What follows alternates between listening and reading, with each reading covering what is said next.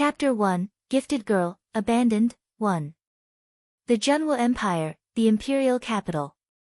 Both Zuo Qingluan and Feng were only 8 years old. The tip of the cold, purple sword in Zuo Qingluan's hand stabbed into Feng Wu's forehead right between her eyebrows. When the sword was pulled free, it drew out a suspended drop of amber true phoenix blood from Feng Wu. With a grasping movement of her left hand, Zuo Qingluan drew the drop of amber blood into her palm, and poof. The droplet exploded with a squeeze of her hand. Despite the blood that covered her hand, Zuo Qingluan smiled strangely. She smirked at the girl on the ground, whose body had curled up in agony. Feng Wu, only one person in this world can possess true phoenix blood. Since I'm already here, you should never have existed. I never wanted to be mentioned alongside you as the phoenix duo of the imperial capital. What right do you have to be considered my equal? So what if you were betrothed before I was? I'm going to become the wife of the crown prince and Linyuan will be my husband. I can't believe that you were chosen by the master of Firmament Palace. Well, you're useless now, and I'm the only candidate for the goddess of Firmament Palace. So, die. The cold purple blade stabbed at Feng Wu's heart. Feng Wu grabbed the blade with both hands and blood gushed out of the deep cuts on her palms, but she seemed to feel no pain. Spiritual essence was dissipating from the spot between her eyebrows and her cultivation was disappearing even then. She was becoming an invalid now that her true phoenix blood had been destroyed. Feng Wu stared at Zuo Qingluan with her inky black eyes. Die. With a sudden exertion of strength, Zuo Qingluan pushed the blade into Feng Wu's chest. With a thump, the blade pierced through Feng Wu's body and red blood splashed all over Zuo Qingluan's face. The smile on Zuo Qingluan's face looked grotesque under all that blood. From now on, I will be known as Zuo Qingluan. Qingluan, as in green Luan bird and red phoenix, and the king of all birds. I will be the only true phoenix of the Zhenwu Empire. Collapsing on the ground, Feng Wu's vision began to blur. She watched as the leader of the Zuo family escorted Zuo Qingluan away, and realized that her mind was slipping away. She was running out of time. Zuo Qingluan, you took advantage of today when my beautiful master was refining his true form to destroy my true phoenix blood.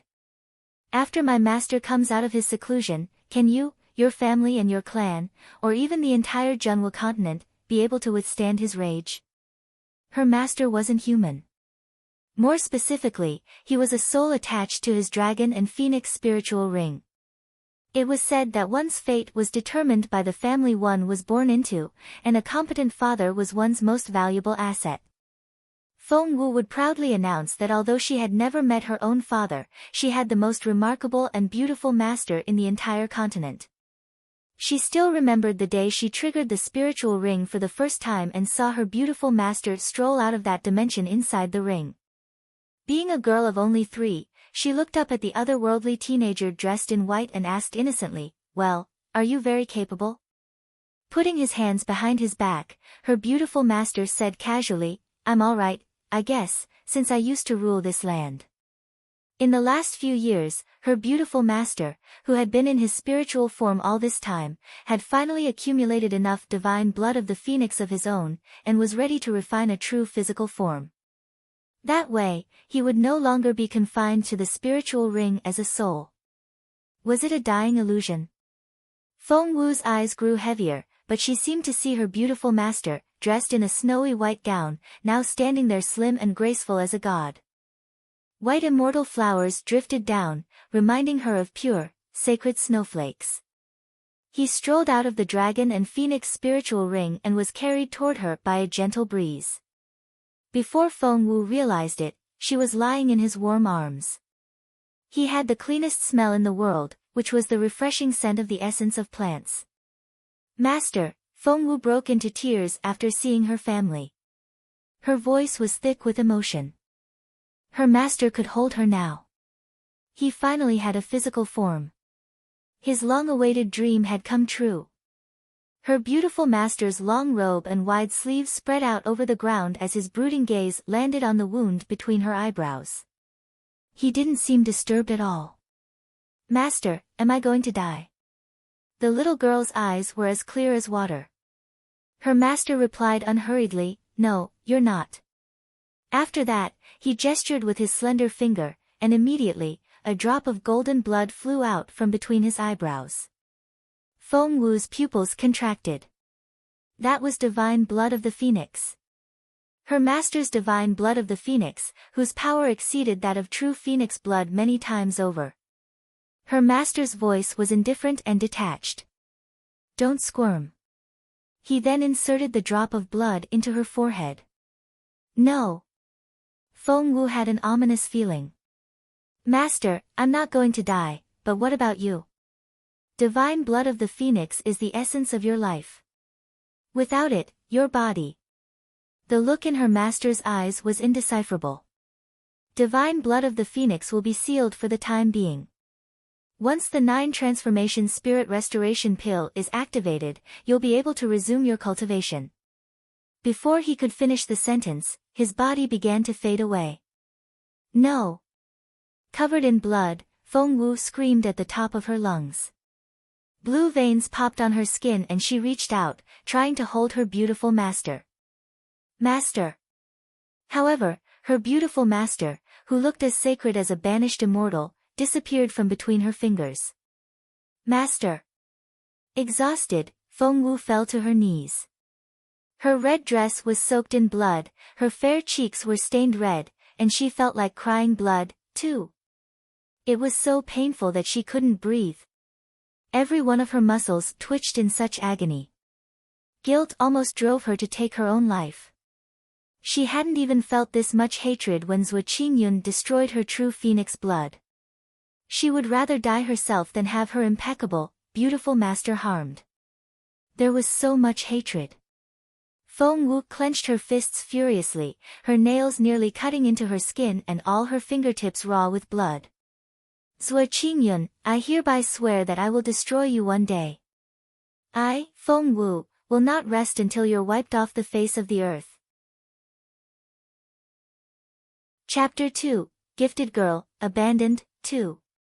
5 years later, the Junwu Empire, Northern Border City. Master. Feng Wu shrieked and bolted up in bed.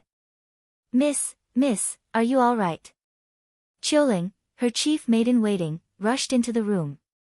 After setting down a copper basin filled with water on the shelf, she went up to Feng Wu in a hurry. Qiuling always considered her mistress, the 5th daughter of the family, to be an exceptional beauty.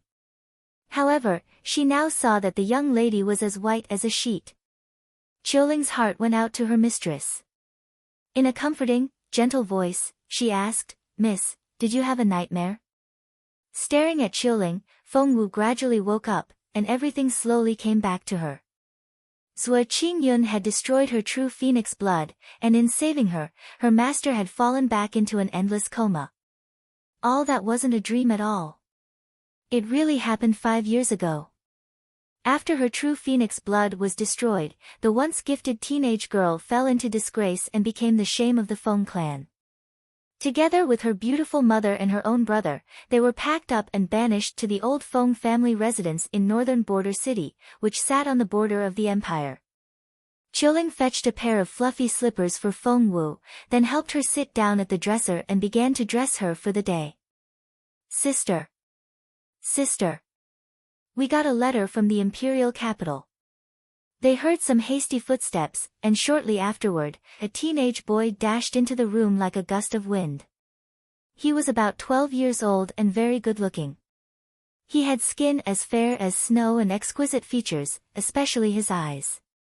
His eyelashes were long, dense, and curly, and his eyes were remarkably big and bright. Before Feng Wu could ask anything, Feng Xiaoqi stuffed a letter into her hand. Sister, read it now. It was a red envelope, which stood for a red alert. No wonder he was in such a hurry. Despite Feng Xiaoqi's anxious tone, Feng Wu remained as calm as ever.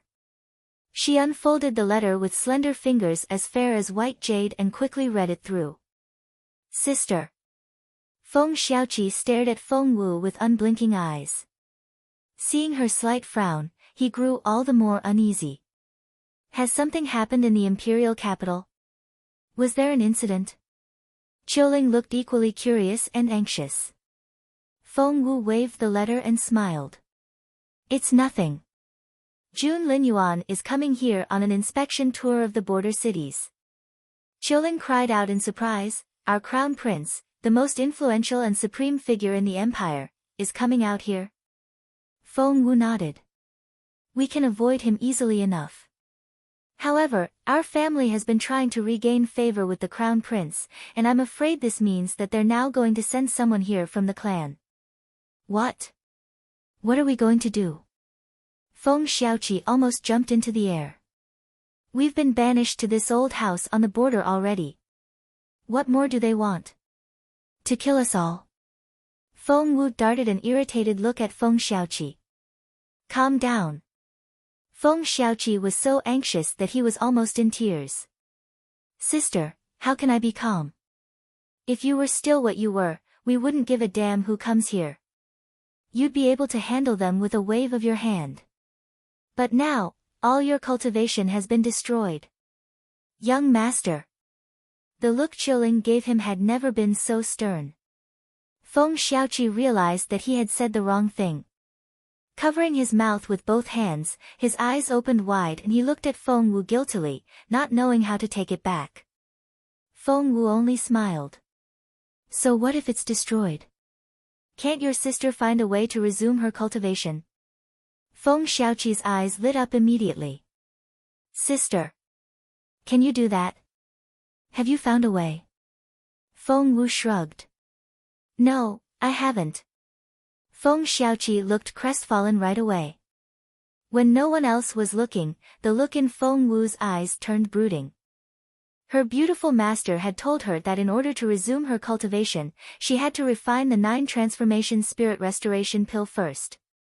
She knew the pill recipe and was capable of refining it. However, she still needed one last ingredient, immortal spiritual fruit. Feng Wu had had her eye on this immortal spiritual fruit for 5 years, and it was almost ripe. Meanwhile, Feng Wu was perfectly aware that the oldest child and the 6th child of her generation in the Feng family were coming.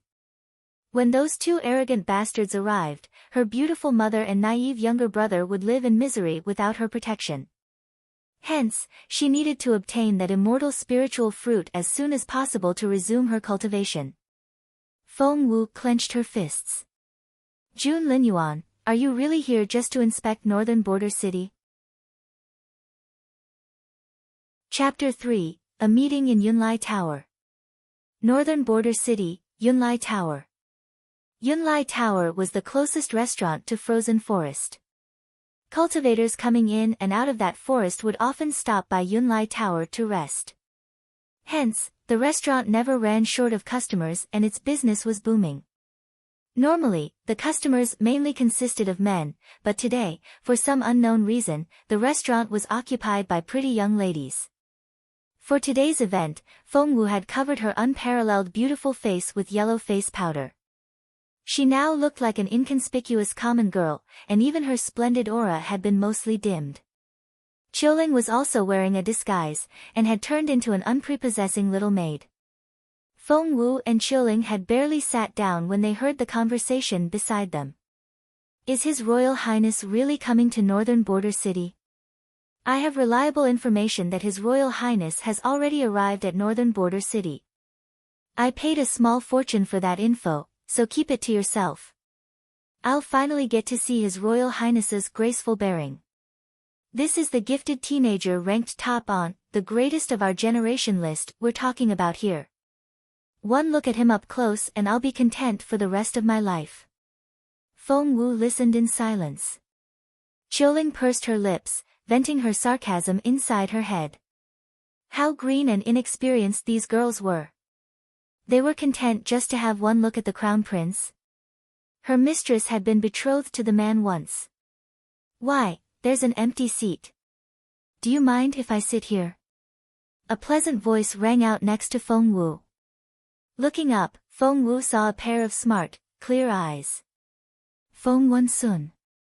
Right away, Feng Wu recognized the teenager, who had the appearance of an outstanding cultivator. She remembered fighting this one back in the imperial capital, but with the disguise she was wearing and the fact that they hadn't met for 5 years, it was only normal for Feng Sun not to recognize her. If she remembered correctly, Feng Sun was Jun Linyuan's childhood friend, and the two teenagers were best buddies. Feng Sun's folding fan opened with a flick of his wrist to cover most of his face. He then smiled at Feng Wu. "You're welcome to ignore me. Sit here without interacting." "That wouldn't do." Feng Wu rejected that suggestion in her head. She had come here to gather information, in order to find out if Jun Linyuan was here for that immortal spiritual fruit. It was by sheer luck that she had run into Feng Sun, and she wasn't going to let this opportunity slip by. Feng Wu pondered, trying to figure out a way to get the information from Feng Sun without raising an alarm. Feng Sun loved noise and excitement. He couldn't stop his eyes from darting around the restaurant. All of a sudden, he poked Feng Wu with his fan and asked, "Do you know who that is?" Feng Wu followed the direction he was pointing his fan in, and saw a young lady wearing a curtained hat. She could faintly make out the shape of her face through the white veil. "Who is she?" "That's Fairy Muyao." Feng Sun smiled. Feng Wu was mildly surprised. "As in Fairy Muyao, the sacred lady of Firmament Palace? You're looking at her." Feng Sun arched his eyebrows, pleased with himself. Did she really think she could fool me with that curtained hat? Nothing escapes my sharp eyes. Was the sacred lady of Firmament Palace pursuing the crown prince in secret now? Feng Wu hadn't expected Jun Linyuan to be so popular now. The room was filled with the sound of non-stop discussion. "Hey, have you heard? The fifth daughter of the Feng family who was banished by her clan 5 years ago is said to have been living in this city since then." "Are you talking about Feng Wu?" a voice interjected.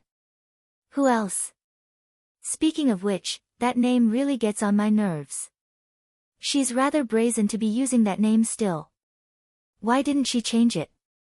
Does that name imply something? You don't know." Chapter 4, The Girl Who Soars Like the Phoenix. Know what?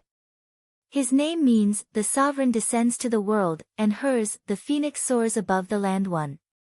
Their names alone suggest that they're made for each other. We could live with that back when Feng Wu was this genius teenage girl, but she's a good-for-nothing now. She doesn't deserve that matching name with our crown prince. These people. Qiuling was so furious that she was going to shoot up from her seat. Feng Wu stopped her in time, then gestured at Feng Sun with her eyes. Qiuling pouted, looking aggrieved. She was almost in tears. How could her mistress's name offend these people? What they said was so awful. Across the table, Feng Sun's mouth curled into a smile. The sovereign descends to the world. The phoenix soars above the land. Good God!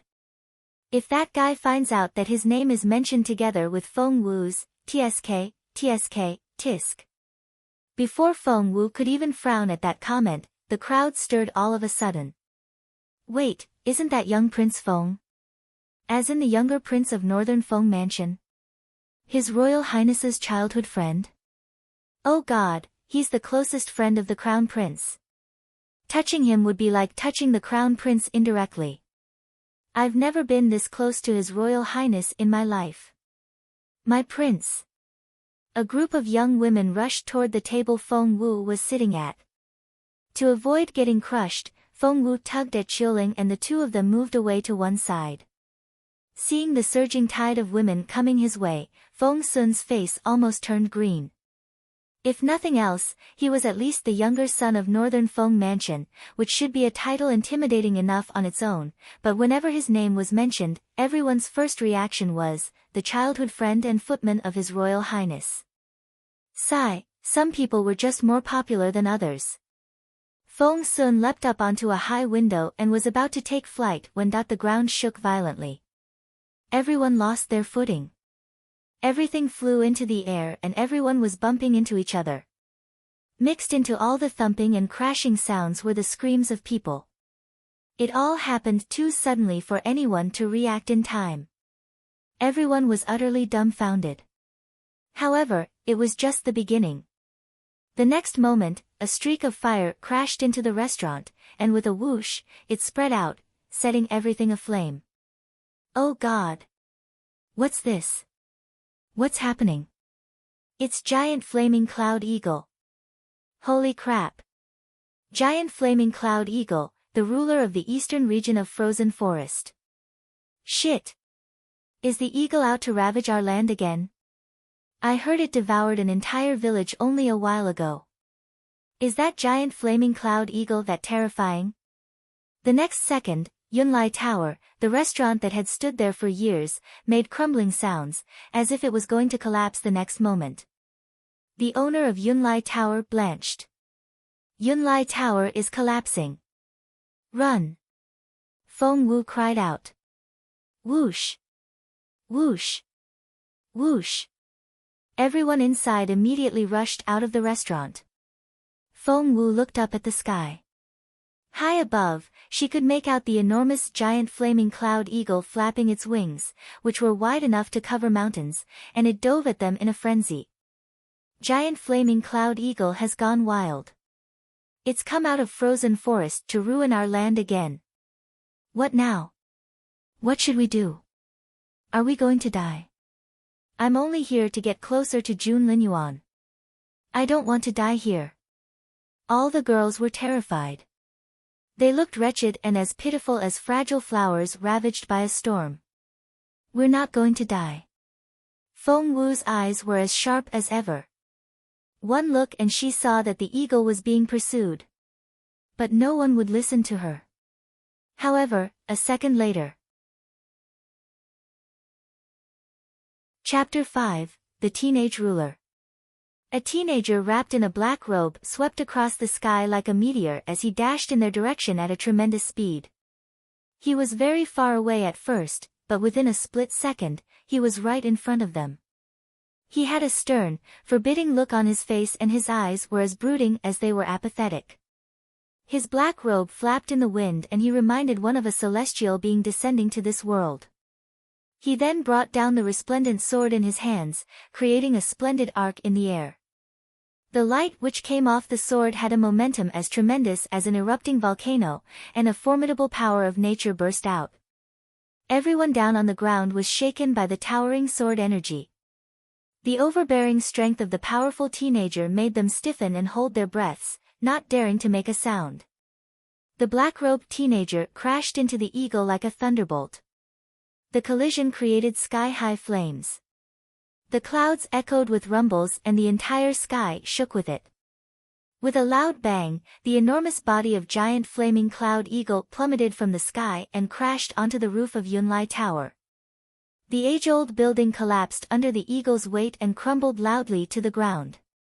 The air was filled with dust and flames leapt into the sky.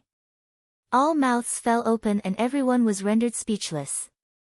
Wasn't that giant flaming cloud eagle supposed to be really powerful? Weren't they told that no one was able to tame this savage beast? Hadn't the head of the Qiushui family fled Frozen Forest in a flurry, pursued by this bird? Who was this teenager? Who on earth was this peerless, talented young man in black? Once the smoke and flames dispersed, they saw a youth of great radiance pointing his sword at the eagle's throat, 1 foot on its head. The eagle that was so rampant a moment ago was barely breathing. Everyone then saw the teenager's face. His black robe flapped in the wind, wrapping around his deft, slender figure. He looked poised and graceful. He had deep-set, sculpted features and sharp, ruthless eyes that had something dangerous about them. His aura was so intimidating that no one dared move closer or look directly into his eyes. Everyone drew in their breaths. Oh my God! Holy crap! Good gracious! Instantly, all the pretty girls lost control.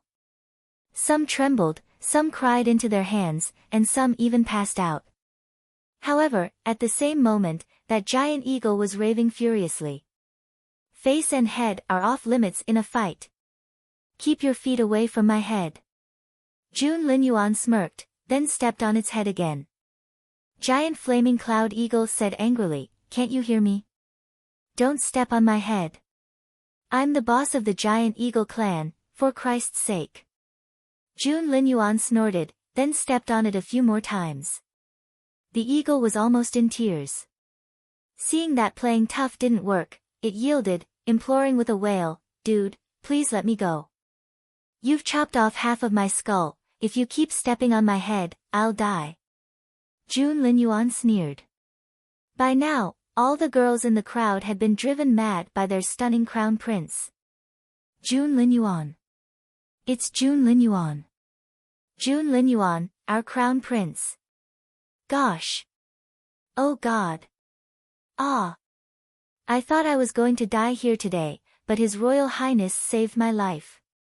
I was taught to return a favor with all I can offer. He saved me, so I'm going to repay him with my own body. After that, the bold, passionate young woman threw herself at Linyuan. No one expected that at all. Even someone as haughty and detached as Linyuan was taken by surprise. Shit! Feng Wu noticed giant flaming cloud eagle's eyes at that moment. In an instant, its inky black eyes turned scarlet red. The animal was going berserk. How cunning! The weakness it had shown a moment ago was all fake. Feng Wu feared nothing more than death.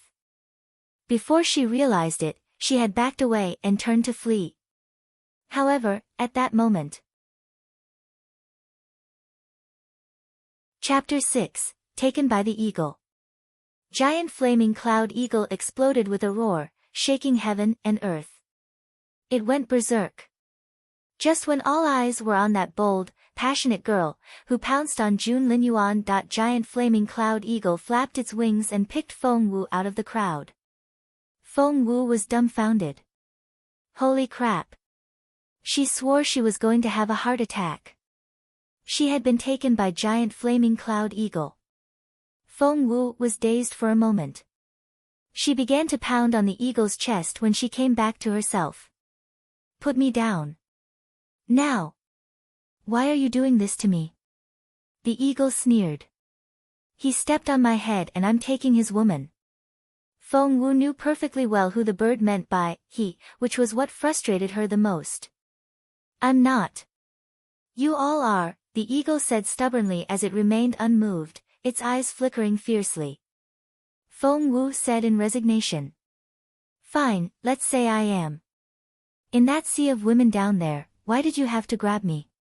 Why on earth should she be the most unlucky one? The eagle smirked. Those women are all nuts. They terrify me. You look like a lamb. Feng Wu almost choked. Screw you.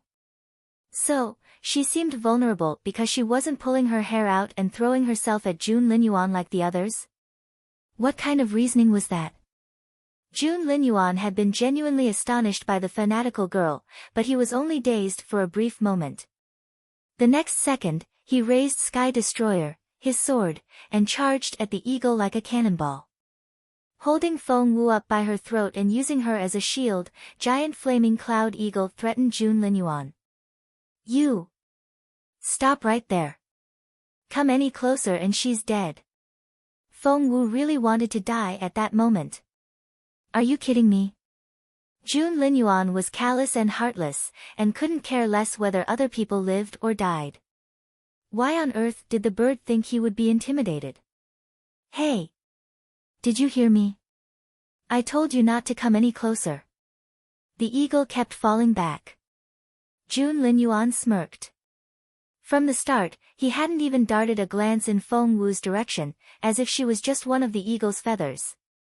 Seeing that things were turning south for itself, the eagle panicked. The next second, it flapped its wings that covered half the sky and bolted. No! Feng Wu cried out in despair. With her between its beak, giant flaming cloud eagle fled. It flew away. Feng Wu's vision blurred, her stomach churned, and she could feel the biting cold wind scrape over her cheeks. Looking down, she realized that she was rising higher and higher. Everyone on the ground looked as tiny as ants. It finally occurred to her that she was hanging in the fangs of giant flaming cloud eagle and dangling in the wind. Feng Wu wanted to slap the bird. How dare it kidnap her? Giant flaming cloud eagle lowered its gaze and realized that the girl was still around, which pissed it off right away. What was this burden here for? It took Feng Wu in its claws and was going to throw her down. Feng Wu held onto its talon. What do you think you're doing? Falling from this height would kill her. Giant flaming cloud eagle glared at Feng Wu impatiently. You're useless and a terrible hostage. Are you good at anything at all? Feng Wu drew in her breath and fought back her anger. So, are you saying it's my fault? The eagle snorted. I've never met a hostage as hopeless as you. What good are you? Feng Wu listened in silence. I am not talking to you. Chapter 7, Frustrated. Looking down, Feng Wu saw Qingluan hopping around anxiously and calling her name loudly. At this height, she was able to see much farther out. On the state highway a short distance away, she could make out a team of riders galloping toward the city. Her eyes widened when she saw the familiar figure on one of the horses. The rider leading the team was Feng Yuran, the eldest son of the Feng family. Immediately behind him was Feng Lu, his younger sister who shared the same parents. The rest of the team consisted of the guards of the Feng family. Feng Yuran and Feng Lu. Neither of them was the type one wanted to hang out with. The brother was a sinister hypocrite and the sister was obstinate and capricious. At the thought of her beautiful mother, whose only forte was crying, and her naive younger brother, who was as innocent as a blank canvas, Feng Wu almost had a stroke. What would happen to them now that the eagle had taken her away? With her gone, how were they supposed to deal with the cunning Feng Yuran and the unruly Feng Lu? Meanwhile, those on the ground were utterly baffled as they watched the eagle fly away with the ordinary-looking girl. So was Feng Sun. He said a silent prayer for that common girl. What were the odds? She was the first to warn everyone and the first to flee, but the eagle picked no one else but her. Talk about bad luck. He would be crying blood by now if he were the girl.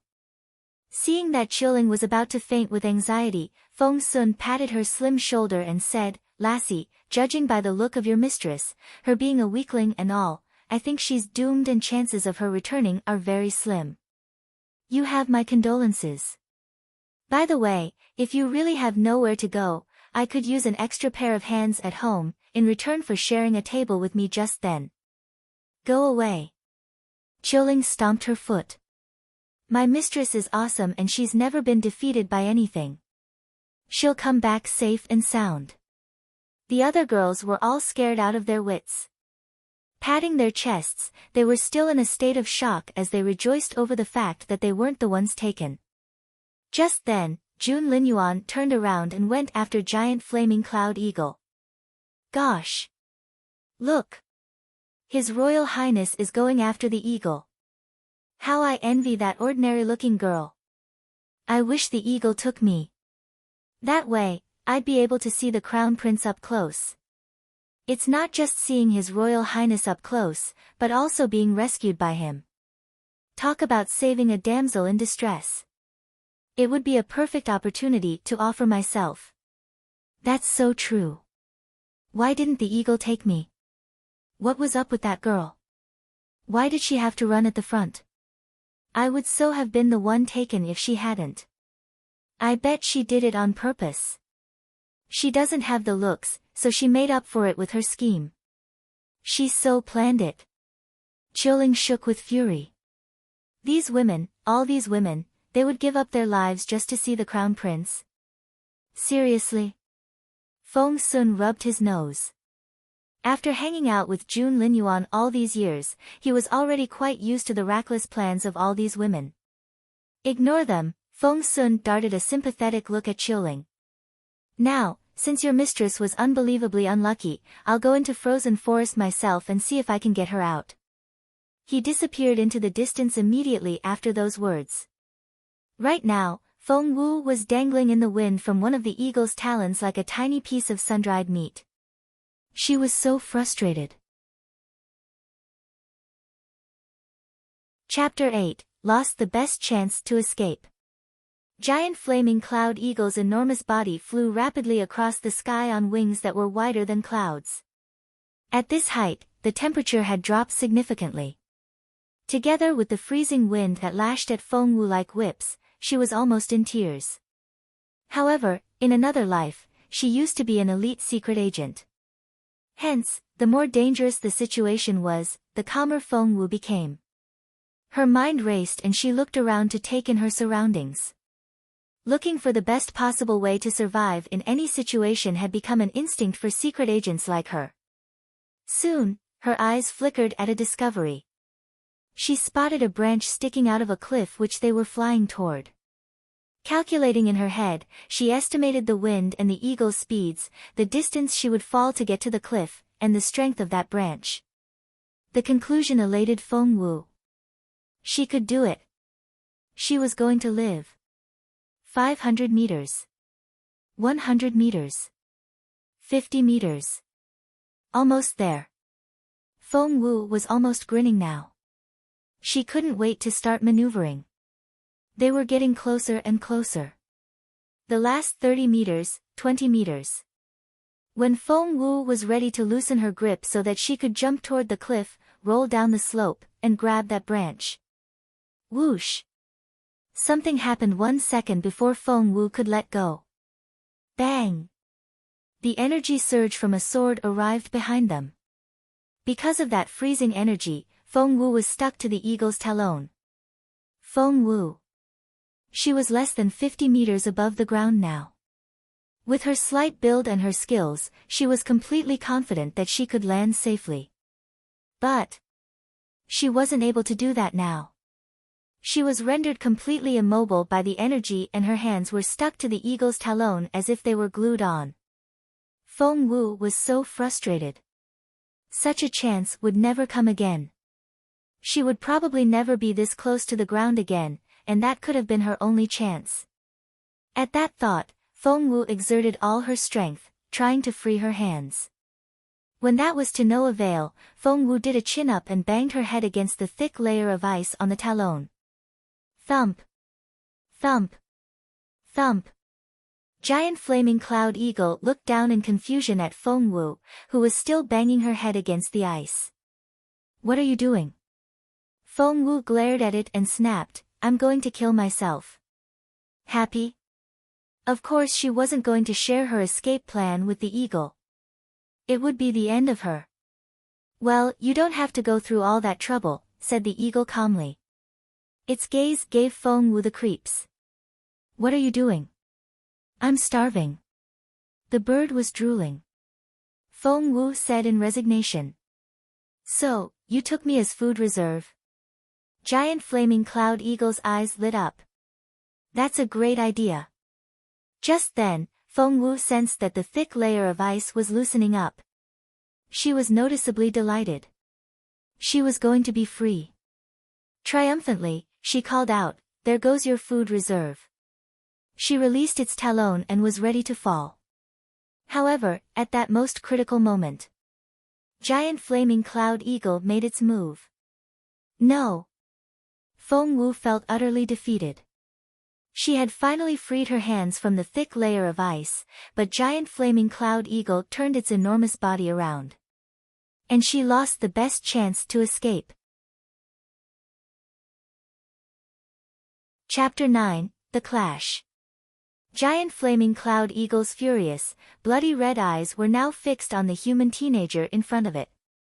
Thanks to the eagle, Feng Wu met Linyuan again.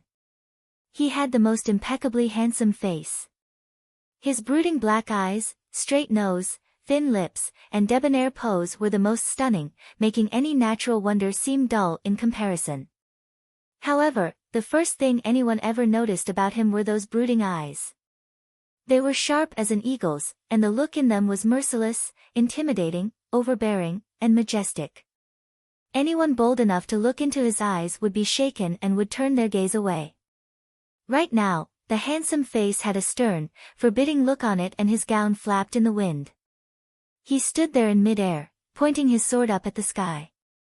Energy surged out, stirring up the clouds. A shock wave then blasted out at giant flaming cloud eagle. Feng Wu's heart sank when she saw what was happening. With her spiritual energy gone, she would die if she was hit by that shock wave. A living person was hanging from one of the eagle's talons and dangling in the wind. Jun Linyuan, how can your royal highness miss that? However, when Jun Linyuan's freezing needles pierced the eagle's acupuncture points all over its body, Feng Wu realized in frustration that he could see perfectly. It was just that he was simply ignoring her, that was all. To him, she was probably less than a stranger. He was so heartless and almost inhuman. Bang! Jun Linyuan raised his hand and the most formidable spiritual energy poured out of it to run through Sky Destroyer like a storm. He then swung down. Feng Wu craned her neck, only to see that the lower half of the eagle's giant body was gone. Jun Linyuan had hacked it all off. Giant flaming cloud eagle roared in agony, which kicked up a massive sound wave. Hanging on its talon, Feng Wu was almost swept away by the blast. Her eardrums were nearly destroyed. All her internal organs felt out of place. Blood oozed out of her nostrils, ears, and mouth, and splattered all over her clothes. For a moment there, Feng Wu really thought she was going to die. Before she had a chance to recover her breath, the infuriated eagle clashed with Jun Linyuan again. The battle was so fierce that the sky seemed to be shattered by the force. Feng Wu felt as if she was on the bumpiest plane ride as she was tossed around like a sack of sand. Thump! Thump! Thump! That wasn't from the collision between Jun Linyuan and the eagle, but was made by Feng Wu's dangling body knocking into the eagle's face. She was sure that all her bones were breaking. However tough and determined she usually was, Feng Wu really felt like crying at that moment. Not from pain, but because of her bad luck. And it actually got worse. Putting the sword back in its sheath, Jun Linyuan now looked as cold as he did murderous. Boom! He struck out with a fist, which contained the most formidable spiritual energy. It made a great indent in giant flaming cloud eagle's mountainous wings. The impact took a heavy toll on Feng Wu. Her hands were long bruised from holding onto the eagle, and were raw and bloody. She could no longer hold on and plummeted. Ah! Feng Wu cried out in her head. Beneath her was a misty, bottomless chasm, and she would shatter into 1,000 pieces from the fall. But she didn't want to die. Feng Wu's head remained clear as ever thanks to her secret agent instinct. Bang! The moment she began to fall, Feng Wu reached out and grabbed the eagle's feathers. Chapter 10, What good can you do me? Once giant flaming cloud eagle went berserk, it spread out its vast wings, covering half the sky. Even the mountains beneath were in its shadow, that was how enormous the bird was. Glossy and slippery, its feathers were more like armor than a layer of down. Feng Wu's fingers closed on empty air, and she fell rapidly. She was in dire danger. Her life was hanging in the balance. At the most critical moment, she finally grabbed hold of the eagle's sharp talon. The claw was as sharp as a blade, which cut deep into Feng Wu's palms. Blood gushed out. That had to be painful as hell. However, Feng Wu didn't even flinch. With the momentum, she swung herself up deftly and climbed back onto the eagle's talon. Only then did she let out a breath of relief. She had narrowly escaped death. If she had been a tenth of a second slower, she would be dead now. At that thought, Feng Wu turned her sharp gaze to Jun Linyuan. Was everyone else an ant to that crown prince? He was so poised and elegant, while she was in such a sorry state. Fury burned in Feng Wu's chest like flames. Strength. She had never craved strength like she did now. Feng Wu took a deep breath. Immortal spiritual fruit, that was what she had to get her hands on now. Only after she refined the 9 transformation spirit restoration pill could she resume her cultivation. There was still a long way for her to go. Jun Linyuan, let's wait and see. At the moment, the most important thing was to stay alive. Giant flaming cloud eagle eyed Jun Linyuan in terror. How could this teenager be so formidable? He was still so young, but his abilities already exceeded that of a demi-emperor. Giant flaming cloud eagle was no match for the teenager even after going berserk. When this teenager reached his full potential in a few years, would that mighty being which dwelled in the middle of frozen forest be threatened by this human as well? At that thought, a look of despair flickered in the eagle's eyes. However, if it couldn't escape, it would make sure to fight to the end. Seeing the frantic look in the eagle's eyes, Feng Wu's heart sank. She couldn't care less about the eagle's fate, but if both sides went at each other's throats, she would certainly become collateral damage and she wouldn't get out of this alive. It wasn't that she didn't want to beg Jun Linyuan for help, but she knew perfectly well that there was no point asking. Because right now, to Jun Linyuan, she was a complete stranger. The man had always been unbelievably heartless. The motto he lived by was, "Save yourself, or stop wasting your breath." To him, there were two kinds of people in this world, his people and everyone else. He would stand up for his people no matter what and ignore the rest. Clearly, Feng Sun was his man, while Feng Wu belonged to the other category. As frustrating and infuriating as that sounded, it was the fact. Hence, Feng Wu pinned her hopes of survival on the eagle. Feng Wu looked down again. Frozen forest was divided into 5 concentric circles, and the most formidable ruler of the forest lived in the very center. It was a place that intimidated even the most capable cultivators of the empire. Because of that crucial immortal spiritual fruit, Feng Wu had gained some in-depth understanding of frozen forest. One glance and she recognized that they were above the eastern region of the fourth ring. The next moment, the detailed map of this area came to her mind. If you fight him to the end, he will escape without a scratch, but you'll perish. How about we join forces? Despite the cuts on her hands, Feng Wu grasped the eagle's talon and nimbly moved toward the eagle's ear. Join hands? What good can you do me? Asked giant flaming cloud eagle with contempt. Chapter 11, You Piece of Birdshit. To Feng Wu, giant flaming cloud eagle's right ear was as big as a house. I don't have any spiritual energy, but I know what his weakness is. Feng Wu arched an eyebrow. All right. Giant flaming cloud eagle lowered its voice. Get rid of him and I won't eat you. Feng Wu drew in a deep breath. Such was the pathetic life of one who didn't have any cultivation power. Fine. Sitting down in its ear, Feng Wu told the bird about Jun Linyuan's Achilles heel. Jun Linyuan is so talented that you'll never be his match. Trying to run away will be futile, too. But, there is one thing you can do that'll distract him briefly. Feng Wu smiled a little at that thought. He's a neat freak. She got the idea from the eagle's drool just then. Feng Wu turned to look at the teenager in black as she talked to the eagle. He had clenched his right hand into a fist and spiritual essence circled around it, warping the air around him. A formidable energy shook heaven and earth. Go! Feng Wu shouted, sitting in the eagle's ear. Giant flaming cloud eagle had its doubts, but it still charged at Jun Linyuan, making this its last attempt. Just before they clashed. Gurgled. A sticky white substance gushed out of the eagle's mouth and poured down toward Jun Linyuan.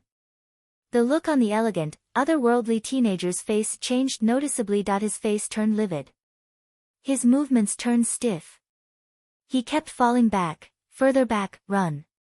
Feng Wu shouted, sitting cross-legged in the eagle's right ear. Giant flaming cloud eagle didn't expect it to work so well. It turned around and fled right away. The eagle spared no effort and increased its speed to the limit. In its right ear, Feng Wu kept giving it directions. You're 10 o'clock, speed up. Quickly. Giant flaming cloud eagle hadn't thought much of Feng Wu at first, but since her suggestion had turned out remarkably useful, it began to follow her directions involuntarily. Lower your height. Forward. Faster. Feng Wu clenched her fists. 10,000 meters, 5,000 meters, 3,000 meters. Almost there. They were almost at the waterfall over the cliff. At that moment, the eagle suddenly pulled Feng Wu out of its ear and held her in its talon. Feng Wu's stomach lurched as she saw its drooling beak. She cried out, "What are you doing?" The eagle then threw Feng Wu in the direction of its mouth. Just like someone throwing a peanut into their mouth. Feng Wu shuddered with fear. The eagle had gone back on its word before they were even out of danger. Infuriated, Feng Wu took out a most solid dark stone from her dragon and phoenix spiritual ring, then threw it out. Meanwhile, she turned swiftly, grabbed the eagle's beak, and jumped onto its forehead. Crack! There was a crisp sound. Giant flaming cloud eagle bit down on the dark stone Feng Wu tossed into its mouth and almost cracked its teeth. It cried out angrily. The eagle ranted, "You heartless woman. You're so cunning." Standing on its head, Feng Wu rested her hands on her waist and stomped her foot. "You're accusing me now. You promised you wouldn't eat me and you went back on your word almost right away. You piece of shit." No, Birdshit. Chapter 12, Secret Agent Instinct. Giant flaming cloud eagle screamed furiously, "I'm only eating you because you're a smart person. Eating you will probably make me smarter, too. Do you think I'll enjoy eating you? You're all bones and might crack my teeth." Feng Wu took a deep breath. But her anger refused to subside. She snorted and said, "Fine, stay here and get killed by Linyuan. I'm off."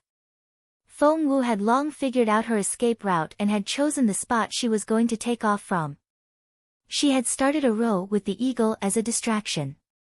At that moment, Feng Wu turned around and looked into the distance.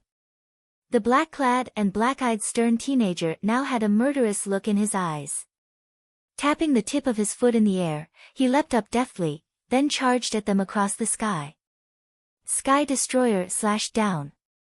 The cold, merciless energy spread and tumbled out, aiming right for one of the giant eagle wings that was wide enough to cover mountains. Feng Wu knew that it was the end of this dumb, adorable-ish giant flaming cloud eagle. 500 meters. 300 meters. 100 meters. However, Feng Wu wasn't far away from that waterfall at the towering cliff now. After once again going through factors such as height, wind speed, and the speed of her fall, Feng Wu let out a breath, leapt out, did a forward somersault in the air, and hurtled toward the waterfall. When she fell past one of the eagle's eyes, Feng Wu even had the time to wave at it. The eagle was dazed for a brief second. Just as Feng Wu leapt out, Linyuan had arrived with his slashing sky destroyer. A vast wing was cut right off the mountainous body of the eagle. Roar! Giant flaming cloud eagle's face twisted in pain and it screamed in a forlorn and bitter voice. Blood gushed out from where its right wing used to be and it trembled violently in midair. Linyuan saw a figure jump out of the eagle's right ear and plummet. However, he never took any interest in those he deemed unimportant. He was about to look away when, out of the corner of his eye, he saw that figure nimbly wrap her arms around her bent knees and tuck her head in, curling into a ball. Then, she landed in the waterfall where the cliff ended at an angle, in a position to offset the impact. Immediately after that, she let the current carry her all the way down. She was washed into the bubbling small lake under the waterfall. An indecipherable look flickered in Linyuan's eyes, which were usually nonchalant and emotionless. One could even detect a look of surprise on his handsome face. That person had jumped out of the eagle's ear, fallen, bumped into the edge of the cliff, and was then carried down by the current. Too many factors had to be taken into consideration during that process: the height, the speed and direction of the wind, gravity, the force of impact, the cliff angle, and the unpredictable giant flaming cloud eagle. Only one thing needed to go wrong for everything to fall apart. He never expected to see that from an ordinary girl with zero spiritual essence. Interesting. However, interesting was as much as Linyuan thought of Feng Wu. He didn't intend to try and save her at all. If he knew that one day he would fall head over heels for the girl, Linyuan, His Royal Highness, wouldn't have turned a blind eye to her now. However, that was exactly what he did to Feng Wu on this occasion. Feng Wu fell swiftly from the cliff, carried along by the rushing torrent. She then fell right into the deep small lake in the valley below. Bang! Feng Wu had calculated everything, apart from the fact that there was a giant rock at the bottom of the lake. Hence, she landed at the bottom of the lake and banged her forehead on the rock with a thump. Ouch! Chapter 13, Serendipity. Rubbing her forehead, Feng Wu was almost in tears from the pain. However, it wasn't time to cry yet, for a dark, powerful whirlpool at the bottom was trying to suck her in. Feng Wu had just escaped death after much maneuvering. She wasn't going to be killed like this now. With whatever strength she had left, she struggled toward the surface. Finally, before she was drained of energy, she grabbed a withered branch on the surface and pulled herself up onto it. Once out of the water, she gasped for air and didn't want to even move a finger. Such a task would have been nothing for her old body, but now. Feng Wu smiled wryly. That series of events had worn her out. Luckily, despite her lack of spiritual essence, she still had her secret agent instinct, which was enough to keep her alive. Feng Wu lay on the floating branch and rested. Once she recovered some of her strength, she began to examine her surroundings. This was the eastern region of the fourth ring of frozen forest, an area that Feng Wu was quite familiar with. Back then, Feng Wu had gone in and out of frozen forest multiple times for that immortal spiritual fruit, as well as studied countless materials and maps. Hence, she knew that a short distance ahead of her was Great Frozen Canyon. Great Frozen Canyon was filled with a cold poison, which was more than her current body could handle. She had to get ashore first. At a bend in the river, Feng Wu found the opportunity she was looking for. Rolling nimbly off the branch and into the river, she swam to the riverbank. It still wasn't far from the waterfall, so the current was still very rapid. Moreover, Feng Wu was swimming across the flow, so she was almost carried away by the current more than once. Feng Wu finally managed to reach the bank before exhausting herself, though she was panting and pale now. She looked up and took in her surroundings. The ground was covered in colorful flowers and their fragrance filled the air. This place was. Feng Wu searched the map in her head and soon fixed on an area. She grew a little paler from the effort. She was in bighorn blood wasp territory now. Someone up there must hate her to bring her to this place. Frozen forest was riddled with danger, and this was the most dangerous area in all of the fourth ring. Feng Wu had seen with her own eyes how a team who had entered this area was turned into a pile of bones in less than a minute. It was so horrifying and gory. Bighorn blood wasps had a queen whom Feng Wu had been trying to get her hands on for the longest time, for it would shorten the time needed to refine the 9 transformation spirit restoration pill by half.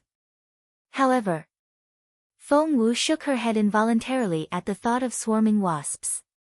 She would use the white jade bee queen instead. The bighorn blood wasp queen was more than she could chew. In order to stay out of the way of the terrifying bighorn blood wasps, Feng Wu decided to make herself as unnoticeable as possible and slip out of this area. In fact, that was exactly what she did. The buzzing of bighorn blood wasps came from a short distance away. Feng Wu hid behind a tree, then stuck her head out to watch. She spotted a figure wearing a red robe. What? There was someone here. And they were wearing red? That person had some balls. Grabbing the trunk, Feng Wu climbed to the top of the tree in a few jumps. From there, she looked down, and what she saw made her beam with delight. For she saw that the red-clad figure had lured most of the wasps away. Chapter 14, Frustrated, Again. It was a bigger and more pleasant surprise for Feng Wu when she saw that the hive of the bighorn blood wasps was within sight. Her long-gone hope was reignited instantly and she burned with eagerness. The wasp queen was right there, defenseless. Feng Wu knew perfectly well that it was now or never. She would never run into such an opportunity again. Nothing ventured, nothing gained. Feng Wu made up her mind there and then. She was going to have that wasp queen. Although this body was void of spiritual essence, Feng Wu was in great shape physically. Jumping from one branch to another like a slim civet, Feng Wu soon went round the hive. Feng Wu had been making knots with twigs as she went. Hence, when she reached the hive, she was holding something resembling a wooden stick with a hook on one end in her hand. What happened next was quicker than words could describe. She reached into the hive with the hook. The next second, an ear-splitting scream reverberated through the forest. It was the sound of the queen summoning her subjects. There was no time for Feng Wu to ponder. Tossing this wasp queen into her dragon and phoenix spiritual ring, she sprinted in another direction. Keeping highly focused and her breathing quiet, Feng Wu hunched her back and raced through the forest, making as little noise as possible. Almost there. She was almost out of bighorn blood wasp territory. Just when Feng Wu was going to let out a sigh of relief, an ostentatious voice came from behind. "Hey, you, this is such a happy coincidence." That was a familiar voice. Feng Wu involuntarily turned to look, and recognized the guy right away. It was Feng Sun. The teenager had well-defined features and the fairest face. He always seemed to be in good spirits and his breezy smile reminded one of the sun at noon, which could cheer anyone up right away. However, his presence brought no smile to Feng Wu's face this time. For behind Feng Sun was a swarm of bighorn blood wasps. There had to be tens of thousands of them, blocking out the light in the woods. The buzzing was coming from behind him. So, it was Feng Sun who had attracted the wasps' attention just then. After she had finally steered clear of the colony and furtively stolen their queen. Feng Sun had somehow brought the entire hive to her. They would recognize the smell of their queen on her. Feng Wu's face almost turned green at that thought. She pretended she didn't recognize Feng Sun and kept dashing forward as fast as she could. "Don't come near. Don't come near. Stay away from me, dude." Feng Wu repeated those words in her head, hoping that somehow, Feng Sun could sense her desperation. Apparently, Feng Sun and her weren't on the same wavelength at all. With the swarming wasps chasing after him, Feng Sun ran toward Feng Wu, glowing with enthusiasm. "Hey, you're still up and running. I thought you'd be dead by now." Feng Wu made no comment. With what was happening, there was no way she was going to stick around. She took to her heels and scampered. Feng Sun called after her, "Hey, lassie, slow down. Wait for me." He even tried to grab Feng Wu as he shouted. Meanwhile, the swarm of bighorn blood wasps suddenly stirred and went into a frantic state. The wasps turned violently restless and the buzzing grew louder. The wasps that had been chasing after Feng Sun now all turned toward Feng Wu with a domineering thirst for blood. The hair on Feng Wu's back stood up immediately. Shit. They must have found out about their stolen queen. She was doomed. Feng Wu glared at Feng Sun at that thought. Feng Sun was completely at a loss at her resentment. "What's wrong? Are your eyes not feeling well? Why are your eyelids twitching?" "Twitching? Punch you in the face, that's what I want to do at the moment." Feng Wu was utterly frustrated. Had it not been for Feng Sun, she would have gotten away with it already. Chapter 15, Let Go of Me. Let go of me. Feng Sun had grabbed Feng Wu by the back of her collar and she waved her hands around like a drowning person. There was a look of resignation on Feng Sun's handsome face. "Why the rush, young lady? These wasps aren't idiots. They didn't once sting me after chasing me all this time." Feng Wu was crying inwardly. "Of course they wouldn't sting you. That would get themselves killed as well. The problem now was that they had detected the smell unique to the queen on her after she had stolen the ladder. It was only natural that they would go berserk. Why, that's strange. Why are they all over you now and trying to sting you? Feng Sun found that very unusual. Feng Wu rolled her eyes. Seriously? You're only noticing that now? Ah! A wasp stung Feng Wu when she wasn't looking and she cried out in pain. Feng Sun smacked his forehead anxiously. Sorry, my bad. You'd be long gone if I didn't stop you. You're one of those people that attracts bighorn blood wasps more than others, aren't you? There was no way Feng Wu would tell him about stealing the queen, so she nodded repeatedly. Yes. You're so right. Feng Wu couldn't see herself, but she looked absolutely adorable, nodding her head innocently like that. Feng Sun chastised himself for her predicament. Picking Feng Wu up in one hand, he dashed out at lightning speed the next moment. When he put his mind to it, Feng Sun was able to reach unbelievable speeds. They flitted past the trees like a flash of light. Feng Sun stopped about 5 minutes later and put Feng Wu down. There. The wasps won't be able to catch up with us. Don't worry, I promise you everything is alright now.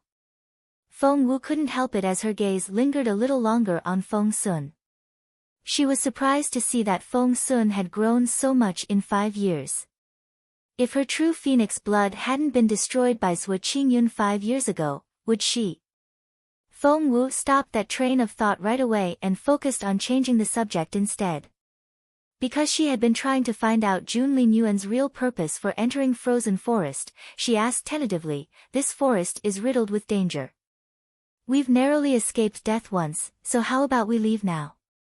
Her suggestion to retreat achieved the opposite effect, exactly as Feng Wu had planned. Feng Sun darted a bemused glance at Feng Wu. Leave? My buddies and I traveled thousands of miles to get here from the imperial capital. We won't leave until we get what we came for. Feng Wu's stomach lurched. She knew it. Forget about the inspection tour of the border cities, that was only an excuse given by the Crown Prince Jun Linyuan. His real destination had always been Frozen Forest.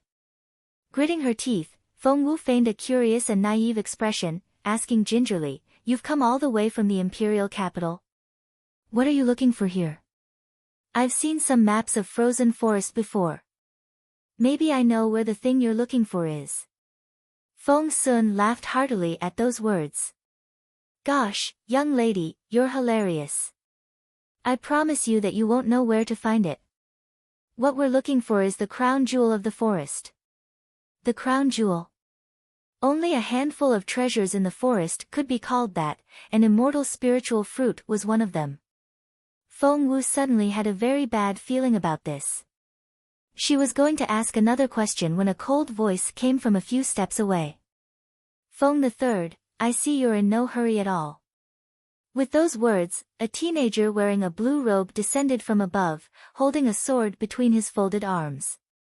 He had deep-set features and his fluttering robe set off his slender body. He looked haughty and arrogant and there was no warmth in his eyes. Chapter 16. What was he thinking? It was especially the case with his eyes, which put one in mind of sharp, cold blades piercing one's flesh. His overpowering aura was second only to Jun Linyuan. Why, Xian II, you're here. Feng Sun patted the blue-robed teenager on his shoulder. Feng Wu grew up in the imperial capital. Although she had been away from the city for 5 years, these teenagers had all been over 10 years old when she left, so she was able to recognize this one right away. That was Xian Yi, the second son of the Xian family and one of Jun Linyuan's childhood friends, who had been a poker-faced kid since he was little. As it turned out, his haughtiness had only magnified with age. Xian Yi examined Feng Wu for a brief second with his sharp eyes, then knitted his straight eyebrows. Who's she? She's this girl I just saved. By the way, what's your name?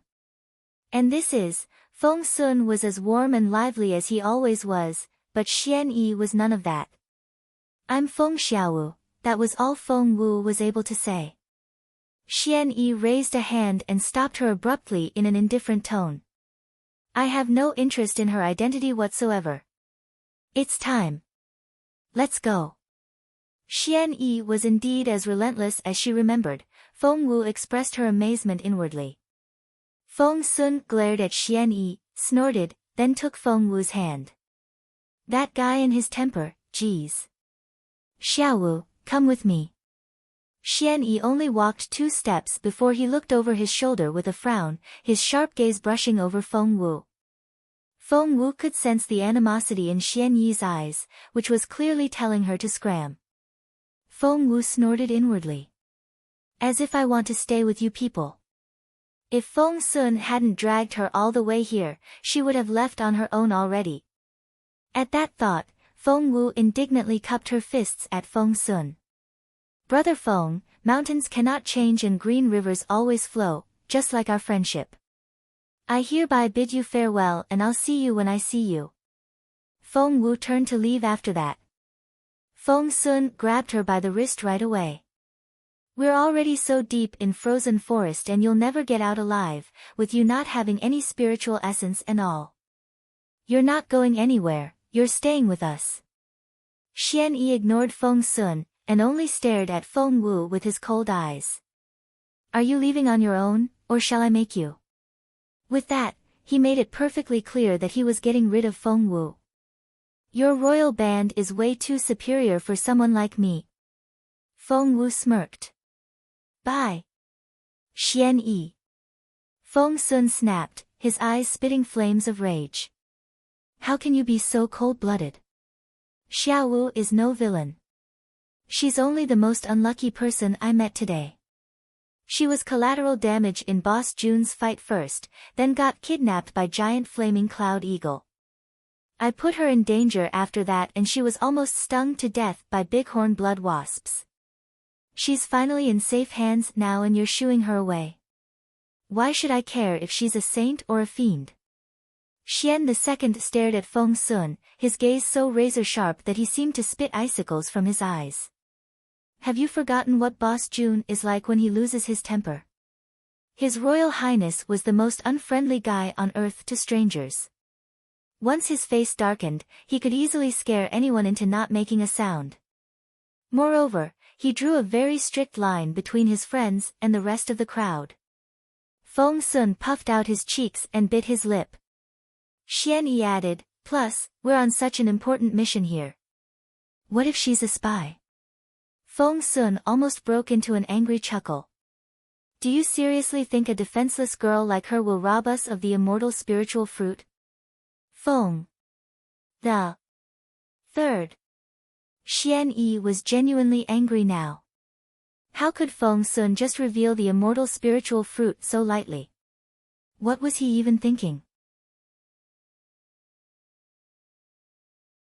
Chapter 17, You're Not Dead. While Feng Sun thought of Feng Wu as one of their own, Xian Yi didn't. On the contrary, he made no effort to hide his disdain toward Feng Wu. Feng Wu couldn't care less about Xian Yi's enmity now. All she could think of was the immortal spiritual fruit. The fruit that was essential to her pill that could enable her to cultivate again. Feng Wu had been smirking inwardly before this, thinking, I wouldn't follow you around even if you invited me to. However, she had changed her mind.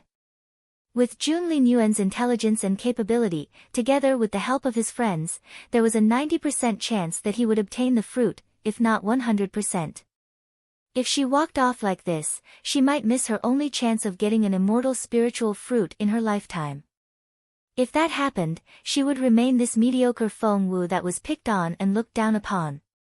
Would she succumb to that fate? Never. Hence, she had to stick around and act accordingly, grabbing that immortal spiritual fruit at the first opportunity possible. She wasn't leaving, no matter what anyone said. Fighting again? A graceful yet emotionless voice broke the awkwardness. Boss Jun. Feng Sun's eyes lit up as soon as he caught sight of the Tianger descending from the air. He hopped toward the ladder. Feng Wu turned to look involuntarily.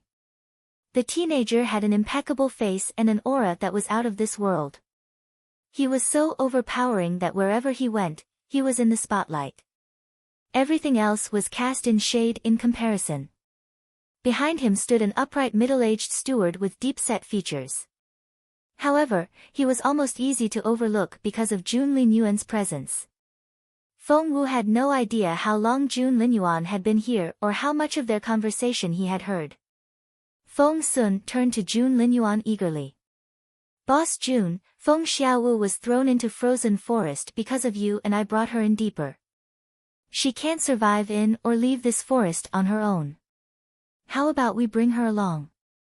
Xian Yi smirked as he held his sword between his folded arms, knowing that Feng III was bound to be disappointed.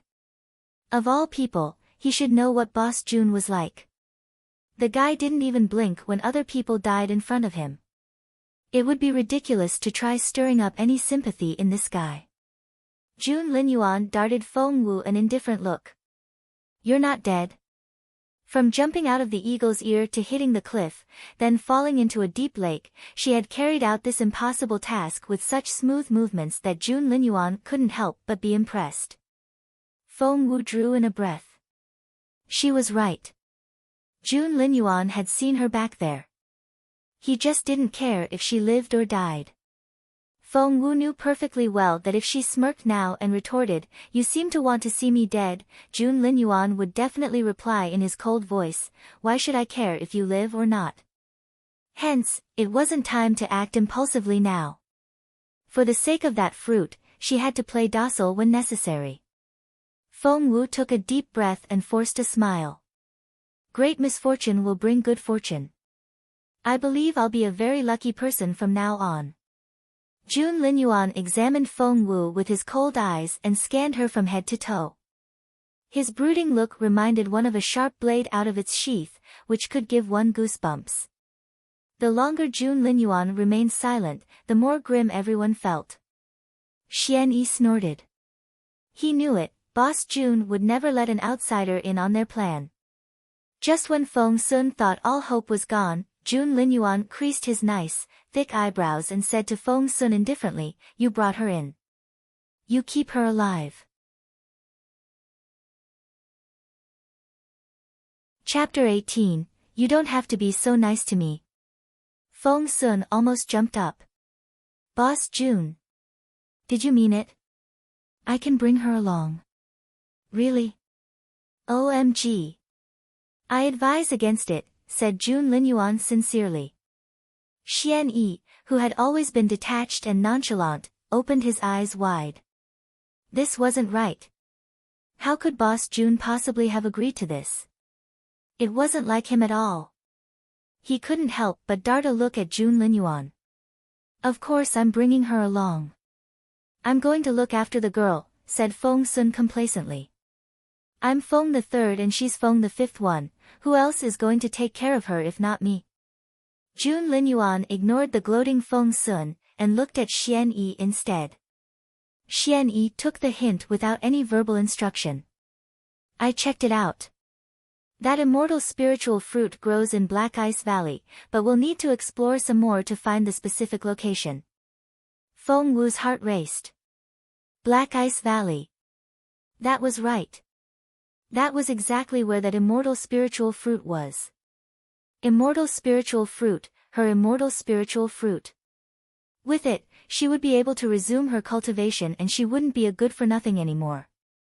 On this continent where martial prowess was valued above everything else, one's capability meant everything. Feng Wu clenched her fists at that thought. Jun Linyuan nodded indifferently, then led the team out. To get to Black Ice Valley, they had to climb over Flaming Ridge first. They were moving at a rather fast pace.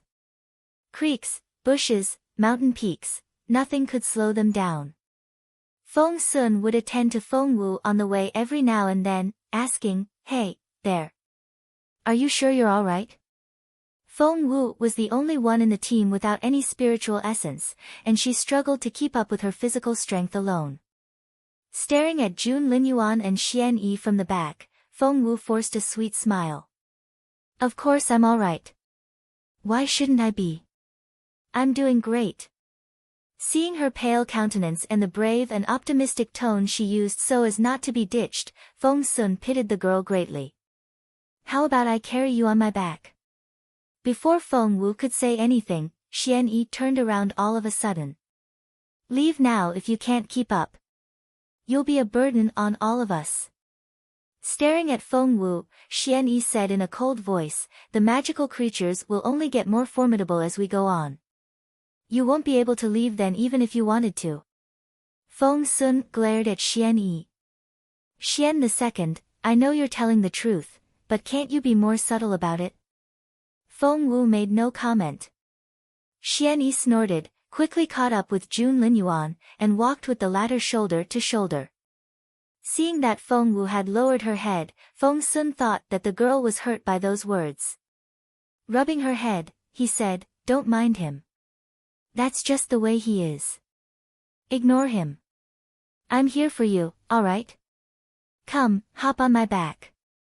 Feng Sun took pity on Feng Wu, given all her unfortunate encounters today, and before he knew it, he was looking after her. Feng Wu, on the other hand, couldn't care less about what Xian Yi said. So what if he was cold and his tongue was vicious? As long as she could get her hands on that immortal spiritual fruit and resume her cultivation, she could endure much worse things. At that thought, Feng Wu darted a guilty look at Feng Sun. The guy genuinely cared about her, but she had used that to join his team.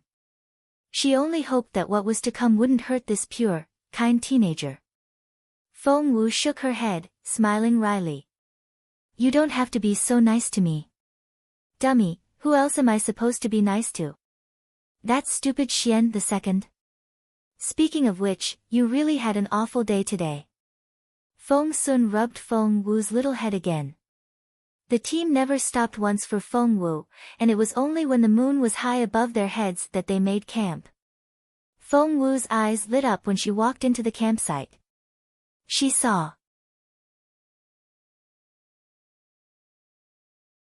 Chapter 19, Tough Girl. Feng Wu's eyes lit up when she took in the surroundings.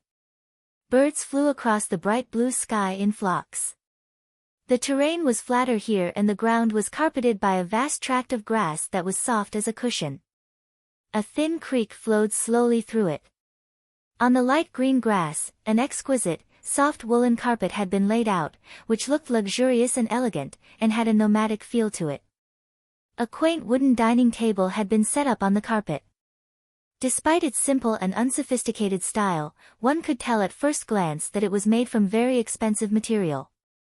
Fine table mats and tableware had been set out at every seat. Porcelain plates as smooth as white jade, amber-colored tall glasses, and shiny, well-polished silverware were laid out. It wasn't difficult to tell that they were taken great care of on a daily basis. In the center of the meadow was an old tree with a trunk wide enough for 3 adults to join hands around. It grew straight up, and a thick branch reached out over the edge of the cliff. However, right on that branch was a small tree house. From a distance, amidst the mist and fog, the tree house looked like it was suspended in mid-air, which gave it a quaint yet mysterious look.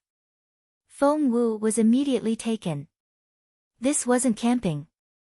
This was a resort in a remote forest on a mountain. Looking back at her experiences coming in and out of frozen forest, she had never once not scrambled around in the most sorry state. These guys, on the other hand, had turned it into the most enjoyable trip. Just then, a figure in a plain robe appeared from behind the old tree. Feng Wu shifted her gaze to the person. Wasn't that Feng Wan, the steward, who had been with Jun Linyuan, but disappeared halfway? Feng Sun was as cheerful and enthusiastic as ever, and raised a hand to greet the man. Feng, we're exhausted. Luckily you got here first to get everything ready, or we'd be all cold, wet, and hungry. Feng nodded at Feng Sun in a reserved and graceful manner. He then provided Jun Linyuan with a steaming hot white hand towel. Just then, Feng Sun noticed that Feng Wu was limping. He frowned and patted a chair next to him. Get over here. Feng Wu shook her head. The next second, Feng Sun had sat her down in the chair. Crouching down next to Feng Wu, Feng Sun prepared to take off her black calfskin boots. You're limping, you must be hurt. Take these off. Let me check your wounds. Feng Wu cried out as soon as he tried to pull off her boot. She was almost in tears. That hurt a lot. That looked very serious. Feng Sun stopped immediately and frowned. He then glared at Feng Wu and scolded her. Why didn't you say anything when you got hurt? You don't have to keep it to yourself. That looks so painful. Apparently, the soles of her feet were stuck to her boots with blood, and she couldn't take her boots off now that the blood had dried. Feng Wu darted a look at Jun Linyuan. She had used everything she had to join this team for that immortal spiritual fruit, and she wasn't going to be eliminated because she wasn't physically strong enough. Jun Linyuan turned his gaze on Feng Wu at the same moment and their eyes met. Feng Wu was anxious, but Jun Linyuan didn't even seem to see her. His gaze brushed past her like wind over water. Feng Wu's stomach lurched. He wouldn't kick her out now, would he? Hence, she stopped Feng Sun from attempting to remove her boot. I'm fine, really. Don't worry about me. But how could Feng Sun turn a blind eye to Feng Wu? The girl had such bad luck, which had only gone from bad to worse since they met. How tough did she have to be, to endure a wound like that? Chapter 20, She wished. Hence, Feng Sun looked over his shoulder and called out, Feng, I need you here. Feng was the former general director in charge of palace affairs, who had been taking care of Jun Linyuan since the crown prince was little. He retired from his post after Jun Linyuan was born and had stayed by his side ever since. Therefore, Feng Sun and Jun Linyuan's other friends were also quite familiar with the steward. No one knew what Feng's cultivation level was, for no one had seen him in action. No one dared to mess with Feng, for those that tried were all dead. Feng arrived at an unhurried pace, bringing with him some hot water and ointment. Once the blood on the soles of her feet was dried off, her skin was stuck to the boots. Pulling her feet out by force would only tear her skin off. Feng Sun was going to cut the boots apart, but Feng Wu rejected that plan affirmatively. As a result, Feng Sun could only pour warm water into her boots first. He saw Feng Wu frown when the water went in. There. It'll be all right in a minute.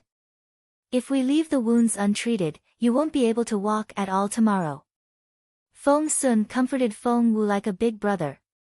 Once the boots were soaked, Feng Sun carefully, and with much difficulty, removed Feng Wu's feet, which were wrapped in strips of cloth, from the boots. It was so difficult because her feet were so swollen. Everyone blanched a little when they saw Feng Wu's feet. They were raw, bloody, and swollen. It was a ghastly sight. Feng Sun pitied her greatly. Xian Yi, on the other hand, frowned. She's never going to walk tomorrow. We should ditch her. How could the guy say such things? Feng Sun turned around and glared at Xian Yi. Xian the second. Yes? Put your right hand over your heart and tell me if you can find any conscience there. Xian Yi replied, I won't dignify that question with an answer. I'm going hunting. All this time, apart from that look he gave Feng Wu and a frown, Jun Linyuan showed no extra emotion. Feng Sun attentively put on the ointment for Feng Wu, then ordered her to stay in the chair and go nowhere. Just then, Xian Yi came back with a crying elk, followed by a girl with a face as lovely as a deer. Fairy Muyao. Feng Sun cried out when he spotted the girl and glared at Xian Yi. Why did you bring her back? How could Feng Sun not recognize Fairy Muyao? Back in Yunlai Tower, Feng Sun had spotted her right away with his sharp eyes, despite the curtained hat she wore, which covered most of her face. Xian Yi took the elk to Feng, then darted Feng Sun a look. So, you're the only one here that can bring a girl back? Feng Sun almost choked at that. Gesturing at Xian Yi with a finger, he said, You. Get your ass here. Pulling Xian Yi off to somewhere quiet, Feng Sun whispered through his gritted teeth, Xian, are you out of your mind? You do know what Fairy Muyao is like, don't you? She's in love with Boss June. Don't you know Boss June hates having a woman like that around? How can you do this? Xian said in resignation, I nicked her hand accidentally when I was hunting that elk. Plus, she's my cousin from my mother's side. Feng Sun took a deep breath. You brought her in, she's your responsibility now. While Xian and Feng Sun were absorbed in their secret conversation, Fairy Muyao had shifted her gaze to Feng Wu. Because of their previous encounter in Yunlai Tower, Fairy Muyao remembered Feng Wu clearly. She believed this ordinary-looking girl to be exceptionally scheming. She had pretended to be taken by giant flaming cloud eagle first so as to lure June Linyuan away to save her. That way, she would have a perfect excuse to stick with him. Did she think June Linyuan would treat her differently because of that? She wished.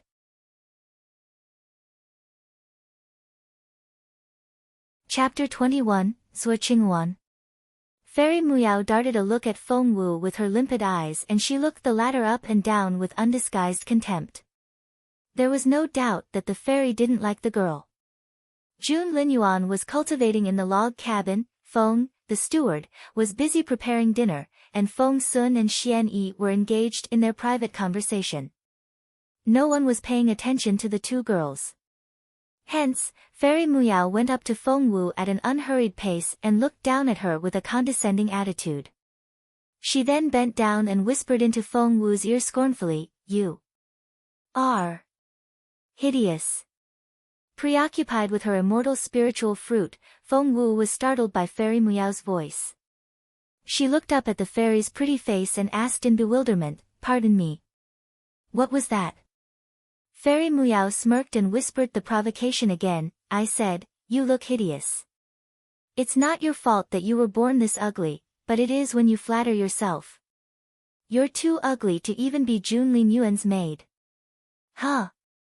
Feng Wu didn't understand what Muyao was talking about at first. I see. A moment later, Feng Wu finally realized that Fairy Muyao had deemed her a scheming girl who thought too highly of herself. Feng Wu touched her face involuntarily.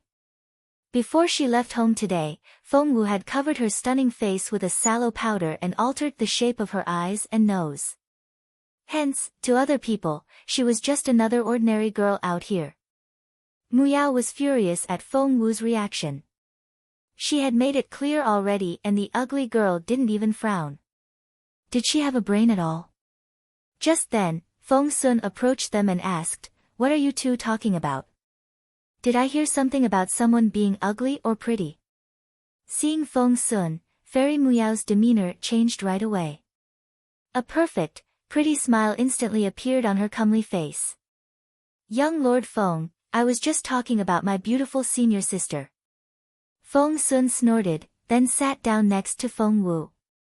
Muyao looked up at that burlwood cabin and felt amorous desire well up inside her because of June Linyuan, who was less than 100 meters away from her.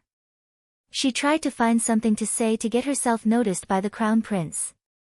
Hence, Fairy Muyao sat down on a chair and smiled at Feng Sun in a familiar way. Young Lord Feng, you still remember my senior sister, I presume? You mean Zuo Qingluan? Feng Sun asked casually. Fairy Muyao waved her hands. My senior sister doesn't like that old name. She goes by Zuo Qingluan now, as in, Green Luan Bird and Red Phoenix, the king of all birds. None of them noticed that Feng Wu, whose mind had been wandering off as she sat there with her chin in her hands, frowned at those words and went a little stiff. Zuo Qingluan. When was the last time someone had mentioned that name to her? Feng Sun seemed to be greatly interested in Zuo Qingluan. He commented, That's quite a name. Is she as capable as the name suggests? Xian also pulled up a chair and sat down at the table across from Fairy Muyao. June Linyuan came out of the log cabin at an unhurried pace at that moment. Feng, who had been waiting for him on one side, pulled up a chair for June Linyuan, then pushed the chair in for him when he sat down. Dinner was then served. Once June Linyuan arrived, he was all that Fairy Muyao could see. She kept her gaze on Jun Linyuan as if the young man had sucked her soul out of her. Ahem, Feng Sun cleared his throat. Only then did Fairy Muyao come back to herself as she blushed profusely. Embarrassed, she played with a lock of hair by her cheek and said, "Where was I?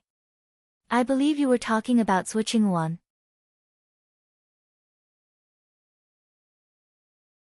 Chapter 22, Yes.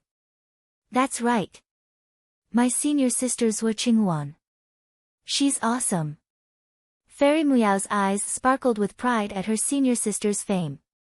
She came to Firmament Palace at 8, entered the Spiritual Master list at 9, and topped that list at 10. She entered the Spiritual Grandmaster list at 11 and was ranked 3rd when she turned 12.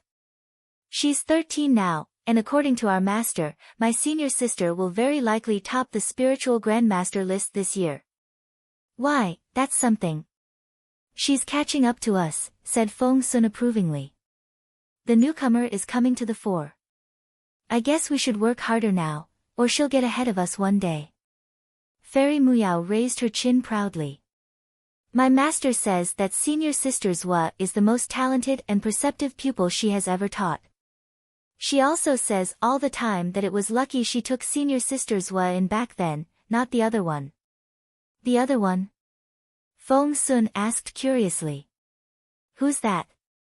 Fairy Muyao snorted. Who else? Feng Wu, of course. That genius girl of the imperial capital who turned into the good-for-nothing of northern border city. Xian Yi frowned and gave Fairy Muyao a quick glance. Fairy Muyao chuckled and asked, I didn't grow up in the imperial capital and know little about what happened back then. But aren't you guys all from the imperial capital? Didn't you know Feng Wu then? Of course we did, Feng Sun snapped. Speaking of which, little Feng Wu was so beautiful. You could tell she was going to be a beauty even at that age. Her features were so delicate that she looked like an exquisite jade sculpture. Her skin was so fair and smooth. She was wonderful. I wished I could steal her away and dote on her like a big brother. Feng Wu buried her face in her bowl and ate in silence. She didn't hear anything, she couldn't hear anything. Everyone talked about everyone else and were talked about behind their backs in turn. However, it felt so weird to be the topic of conversation when she was still here. Luckily, she was disguised as this ordinary girl, otherwise, sigh. Feng Wu tried to change the subject. This roasted leg of that crying elk is so delicious. Feng is such an amazing cook. Aren't you going to try some? And stop gossiping about me already. However, they all ignored her and kept on talking about what they remembered of that little Feng Wu. Fairy Muyao was a little disappointed. Resting her chin in her hands, she turned her pretty eyes to Feng Sun. Was Feng Wu that pretty when she was little? Do you think she'd be prettier than me now? Fairy Muyao was very confident in her good looks. As the sacred lady of Firmament Palace, she was known to be second only to Zuo Qingluan, the goddess of the palace, in appearance. Feng Sun glanced at Fairy Muyao, then arched an eyebrow mischievously. Do you really want to know? Yes. Young lord, please tell me the truth. Fairy Muyao said earnestly. Her bright eyes were wide open as she waited for Feng Sun's compliments. Feng Sun thought, well, as you wish. I don't know if Feng Wu is still as pretty as she used to be, but judging from her good looks back then, you still have a long way to go to even qualify to be her maid, said Feng Sun, shaking his head. He remembered that Feng Wu used to have a young maid who was a little beauty as well. You! Muyao was furious.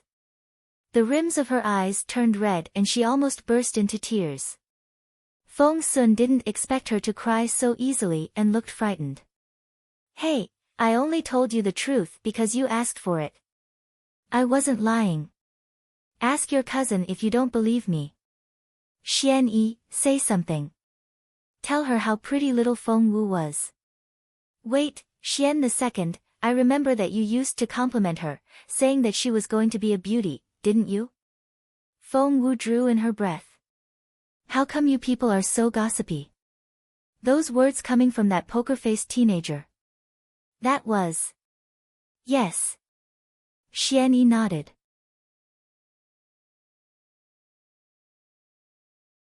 Chapter 23, Feng Wu the Little Genius. Yes. Xianyi nodded. That shut everyone up instantly. Linyuan went on eating gracefully, but he took the time to give Xianyi a long look and frowned a little. Fairy Muyao glared at Xianyi. She wanted to cry, but no tears would come. As if what young Lord Feng said wasn't enough, you, my cousin, are doing this to me as well. Sob. Feng Sun's eyebrows waggled as he felt pleased with himself. See? I told you. Xian II did compliment her. Infuriated, Fairy Muyao ground her teeth and looked the other way. Unexpectedly, she caught Feng Wu's gaze while the latter was watching them in resignation. Muyao immediately decided that Feng Wu was laughing at her. She flared up and glared at Feng Wu. What are you looking at? I may not be as pretty as Feng Wu, but I'm still 1,000, no, 10,000 times better looking than you are. You hag. Gnawing on a bone, Feng Wu watched in resignation as Fairy Muyao vented her rage. Feng Wu was speechless. What had she done now? Feng Sun took pity on Feng Wu, who looked so innocent. He cast a stern look at Fairy Muyao and said, "That's a personal attack. Xiao Wu may not be as pretty as you are, but she's kind and pure at heart. If you ask me, she's much lovelier than you." Feng Wu was too abashed to meet Feng Sun's eyes. How did he come to the conclusion that she was kind and pure? She was a little wolf in a lamb's skin, ready to steal that immortal spiritual fruit at the first opportunity. Fairy Muyao clenched her fists, her cheeks flaring.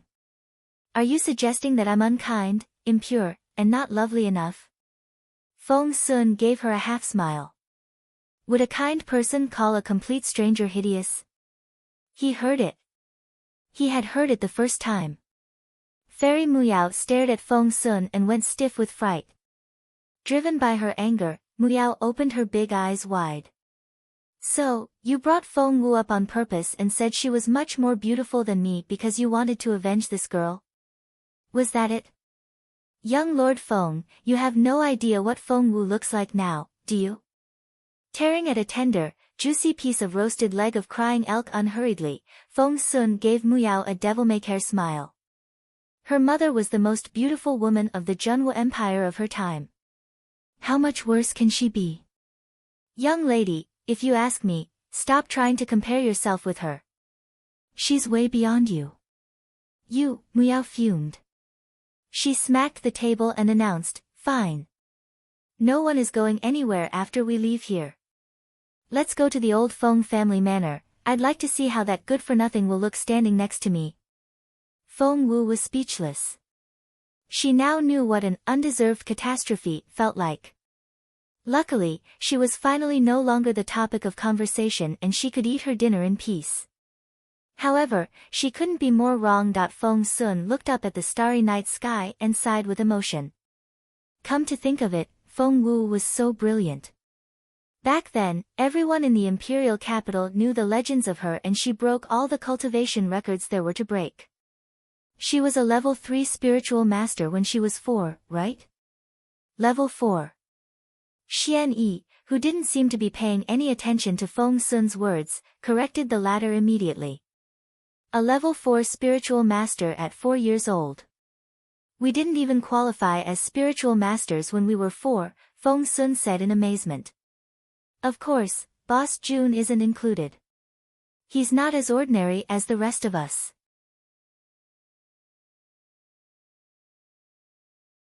Chapter 24, Brother Feng Sun, I don't want to talk to you. Feng Wu rolled her eyes when no one was looking. She was originally a woman of the 21st century, who had woken up in a baby's body in this world. At 3, she accidentally triggered that dragon and phoenix spiritual ring and met her beautiful master. Zuo Qingluan and the people behind her set Feng Wu up when she was 8 and her true phoenix blood was destroyed. She had been banished to live in the old family manor in northern border city until now, at 13 years old. She had indeed been a genius, as everyone else said, in the 5 years between 3 and 8. There were 9 spiritual master levels, and many got stuck at this cultivation stage for the rest of their lives without breaking through. However, Zuo Qingluan was able to enter the spiritual grandmaster stage at such a young age and had even made such great progress already. Feng Wu, on the other hand, wasn't even a level 1 spiritual master yet. At that thought, Feng Wu suddenly lost her appetite. "You were no match for her back then," Feng Sun teased Xian Yi. "I can still recall your sulky face after losing to Feng Wu back then. You would wait for her outside her house with a sword every day and challenge her to a fight, but she was so aloof that she didn't even remember you. The first question she asked was, 'Who are you and what are you doing here?'" Ha ha ha. Xian Yi looked at Feng Sun in resignation, then turned his head the other way. "That guy and his big mouth." Feng Wu looked at Xian Yi with wide eyes. She said that? Why couldn't she remember any of it at all? But she supposed she could have said that, for she had been so busy back then. Apart from her daily cultivation tasks, she had had so much more to learn. Inscriptions, spiritual formation, carving, painting, music, language, history, geography, and intricate and obscure medical knowledge. Her beautiful master was a perfectionist, and little Feng Wu took classes almost 24/7 with barely any breaks in between. She got up earlier than the birds and went to bed after the pigs went to sleep. She was exhausted at the end of the day and would fall asleep as soon as her head hit the pillow. Thankfully, she had her training as a top-secret agent in her former life, which had tempered her stamina and endurance through countless battles, otherwise she would never have been able to keep up with such a schedule. But she wasn't aloof or haughty at all. She was just very, very busy. Hence, Feng Wu made an attempt to vindicate herself. "This Feng Wu you're talking about, could she be that aloof? Maybe she was just too busy to." "No, she wasn't." Feng Sun said affirmatively. "What else did she have to do apart from cultivate? She just had this deadpan face and kept her distance from everyone." Feng Wu didn't know what to say. "Brother Feng Sun, I don't want to talk to you anymore." Feng Sun loved noise and excitement. He was the type that could liven up a party all by himself. Since Feng Wu wouldn't talk to him, he went back to gossiping with Xian Yi. "Xian Yi, you had a crush on Feng Wu back then, didn't you? Or why would you wait outside her door and run after her all the time?" Before Xian Yi could deny it, Feng Sun arched his eyebrow, sounding cheerful and confident. "Too bad, Feng Sun didn't like you. She was in love with Boss Jun." Feng Wu was sipping her tea, and she spat it out at those words. Cough, cough, cough. Feng Wu thought she was going to cough her lungs out. WTF? Since when was she in love with Jun Linyuan?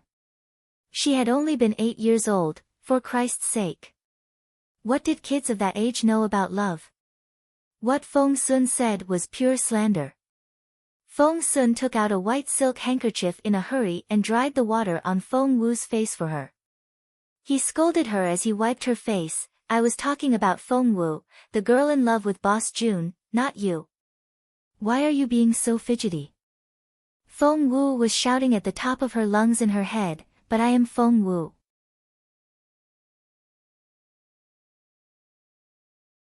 Chapter 25, The engagement wasn't off. Feng Sun kept on talking as he cleaned Feng Wu up. Feng Wu was swept off her feet by Boss Jun back then.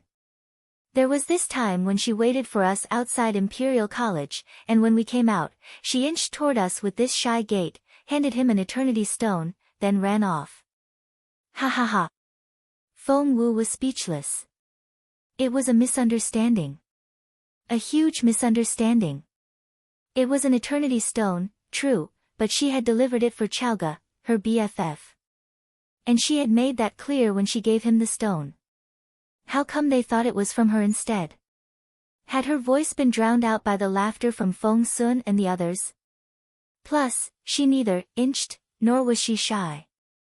She had been practicing that phoenix dance her beautiful master taught her, and her feet had been covered in wounds. She simply wasn't able to walk any faster. Feng Sun laughed as he told the story. Looking down, he saw Feng Wu's clenched fists and knitted eyebrows and was intrigued. Little thing, why do you look so nervous? Are you jealous because you're in love with Boss Jun as well? Don't worry, Boss Jun broke off his engagement with Feng Wu and there's nothing between them now. Feng Wu almost choked on her own spit. Jun Linyuan. Come on, she wouldn't fall in love with that man even if he was the last man on earth. Feng Wu waved her hands hastily. No, of course not. I'm not going to fall in love with your boss Jun, never, thump. Feng Wu was in such a flurry that she waved her hands a little too forcefully. An amber-colored tall glass fell when she swung her arm and she rushed to catch it. However, she hit her forehead hard on the corner of the table and the sharp pain immediately brought tears to her eyes. It all happened so fast that no one had time to react. Feng Sun was speechless. Xian Yi's mouth fell open. And so did Muyao's. Jun Linyuan looked up, his chiseled face as handsome and inscrutable as ever. He then said in an impassive tone, I didn't. Everyone needed a moment to digest that piece of information. All of a sudden, Feng Sun smacked the table and stared at Jun Linyuan. Boss Jun, what did you just say? You didn't. As in, you're still engaged to Feng Wu. Jun Linyuan nodded. That can't be. Feng Sun's attention was immediately drawn by the subject. How is that possible? Didn't you break off the engagement back then? I didn't sign it. Jun Linyuan's eyes were as clear and brooding as deep pools and his voice didn't betray any emotion. As always, he gave off this majestic, stately, and detached air. Feng Wu was utterly baffled. He didn't sign the paper to break off their engagement. What was that supposed to mean? So, she was still Jun Linyuan's fiancée. Shit. No. Feng Wu opened her eyes wide in surprise and she had to fight back her impulse to go up to Jun Linyuan, grab him by his collar, and shake him violently for an explanation. Feng Sun was exhilarated. So, you didn't sign it at the last minute? Wow. Feng Sun looked like he had just discovered the new land. He smacked the table again. Boss Jun, don't tell me that you're secretly in love with Feng Wu. Did you refuse to sign it because of that? Did you? Gosh. How could I miss that? You and Feng Wu. Xian Yi stared at Jun Linyuan with wide-open eyes. So did Fairy Muyao. Fairy Muyao seemed to wake up from a dream and cried out, that's impossible. His Royal Highness can't be in love with Feng Wu. She's useless now.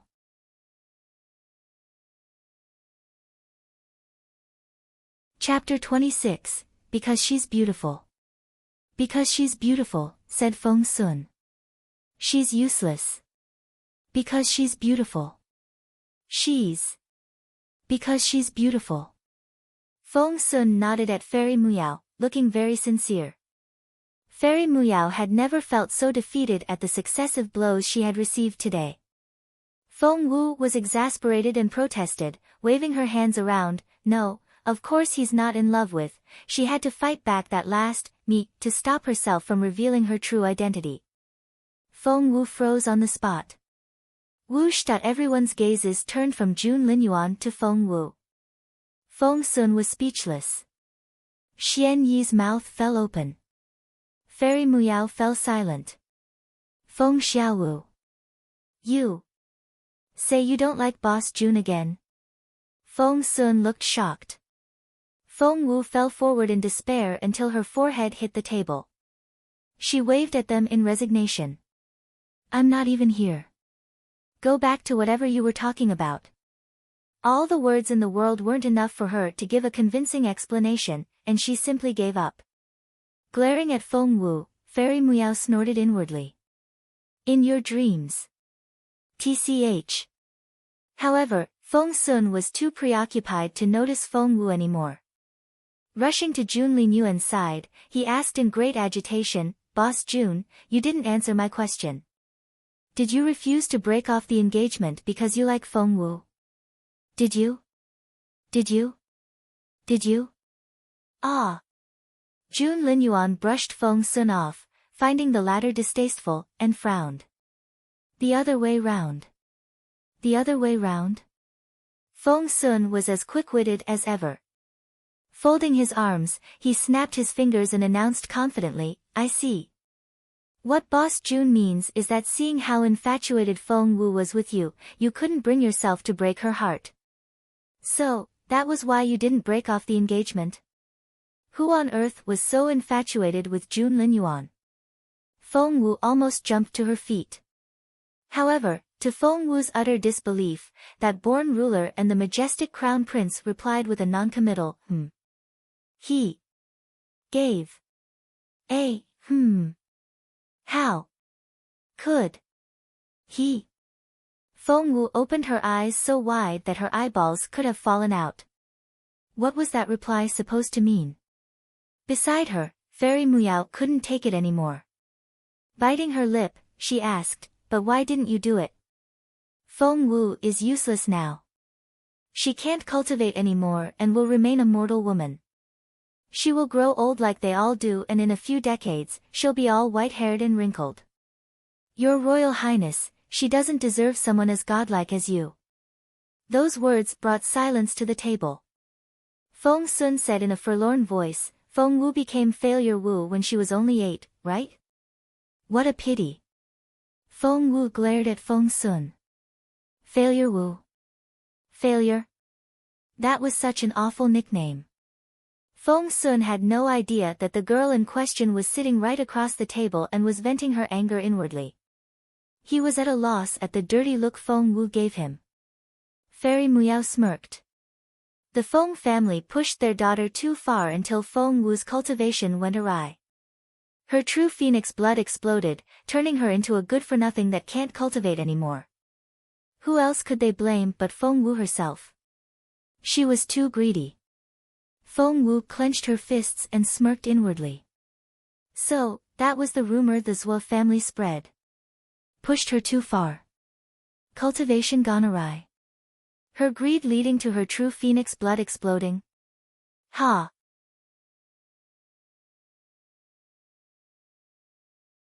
Chapter 27, Something Came Up. Feng Sun actually agreed with her. It was the Feng family's fault. Their greed destroyed the greatest genius they had in generations. What a pity, sigh. Feng Wu took a deep breath. Zuo Qingluan, not only did you destroy my true phoenix blood, you also put the blame on your victim and spread such vicious rumors about me. Fame and gain, you've taken them both. Good job.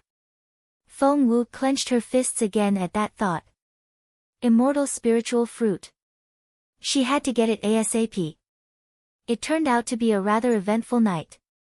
Feng Wu was wrapped in the thick blanket Feng gave her and fell fast asleep. Her eyes snapped open all of a sudden.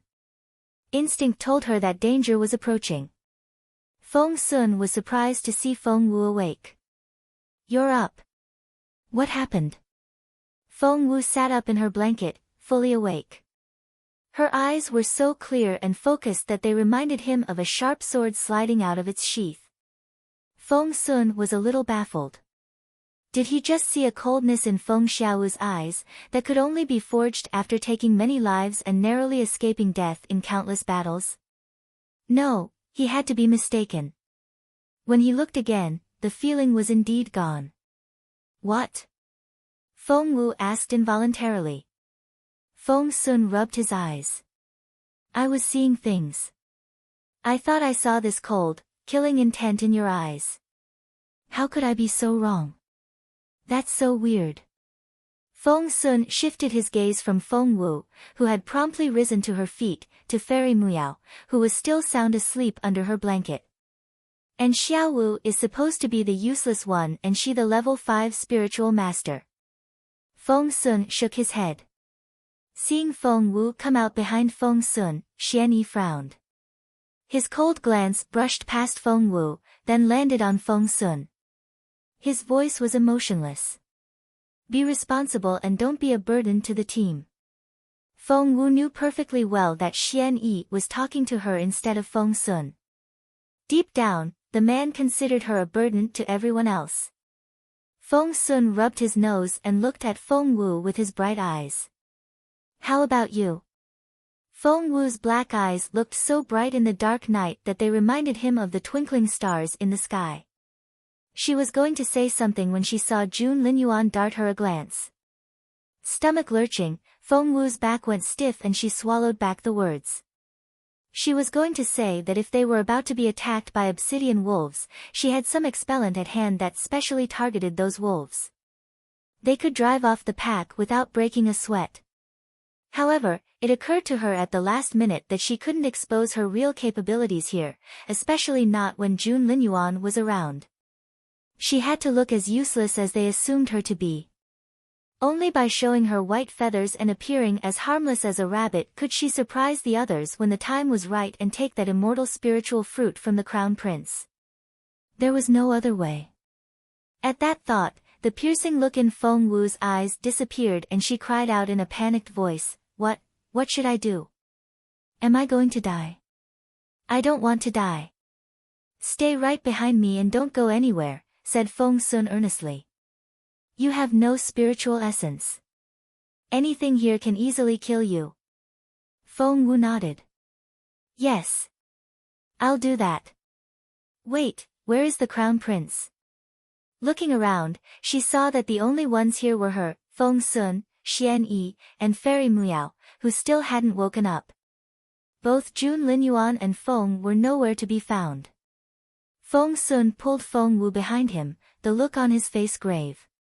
We're being followed.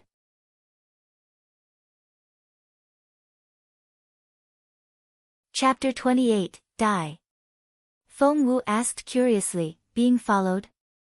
Someone is actually bold enough to follow the crown prince here in Zhenwu Empire territory? Do they have a death wish or something? Had they forgotten who Linyuan was? As the crown prince of the empire, he was one of the most powerful men in this land and his wrath could set the sky on fire. Who on earth could have targeted him? Have you ever heard of the Dark Court? Feng Sun asked. I know that name. Feng Wu nodded. Are they dregs of the previous dynasty? That's right. The smile disappeared from Feng Sun's face and there was a gloomy look in his bright eyes. The Dark Court has devoted itself to overthrowing the Zhenwu Empire and sabotaging our work whenever they get the chance. Somehow, they got wind of our task this time and followed us here in secret. They brought some quite capable hands along as well. Feng Wu's eyes looked so bright in the darkness. Are they stronger than us? Feng Sun said, Our intel says that they're traveling with several powerful elders, together with Yu Mingye, the sacred son of the Dark Court who's as popular as Boss Jun. Look, those wolves were created by these people. The obsidian wolves arrived as he was speaking. Feng Sun was no longer smiling, but had switched to a stern, forbidding expression. Leaping into the air and sweeping his sword across the sky, at least 5 wolf heads flew off, rolled on the ground, and hit Fairy Muyao in the head. Ah! Fairy Muyao woke up with a start and sprang to her feet. Wiping her face, she saw her palms come back covered with blood and she screamed. Ah! That shriek successfully drew the attention of all the wolves. Hence, a group of wolves left the pack and charged ferociously at Fairy Muyao. Right now, both Feng Sun and Xian Yi were fully occupied with the obsidian wolves and couldn't spare any effort to help the 2 girls. Feng Sun threw a dirty look at Xian Yi when Muyao's ear-splitting shriek ripped through the air. Even Xiaowu didn't make a sound. What is she, a level 5 spiritual master, crying out for? Can't she just run away? Feng Sun snapped. The look on Xian Yi's face was cold and stern as he kept his silence.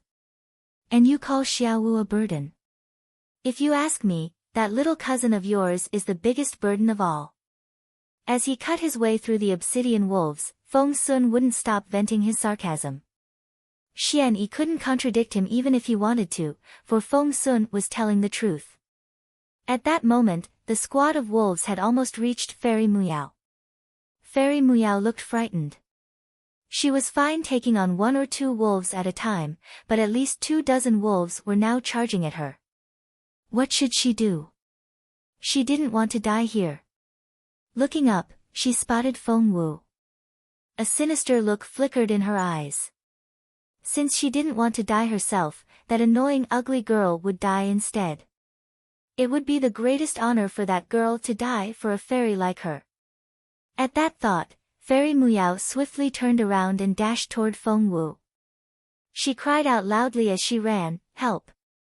Help! Help!" Feng Wu saw the look in Muyao's eyes as the latter rushed close. Shit! Exerting the power of Phoenix Dance, Feng Wu swirled and evaded Fairy Muyao's malicious grab when the latter arrived. Fairy Muyao wouldn't have it. Failing to grab Feng Wu, she shoved Feng Wu toward the wolves when they brushed past each other. Die!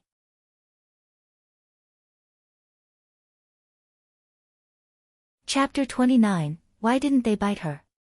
However, Fairy Muyao didn't expect what happened next. Just as she pushed Feng Wu out from behind, Feng Wu suddenly reached out with her right hand and grabbed Muyao's wrist. Before Fairy Muyao realized it, Feng Wu turned nimbly on the spot, and with a thump, both girls fell into the pack of wolves, who immediately surrounded them.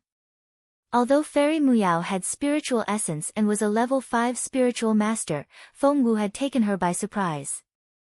The trick Feng Wu used was achieved solely through her physical strength. Actually, Feng Wu could throw Fairy Muyao to the wolves, and using the momentum, climb up a tree and get herself to safety. However, she couldn't do that. Because Xian Yi's eyes had been following her suspiciously the whole time. Fairy Muyao was filled with hatred and her eyes spat flames of rage as she glared at Feng Wu.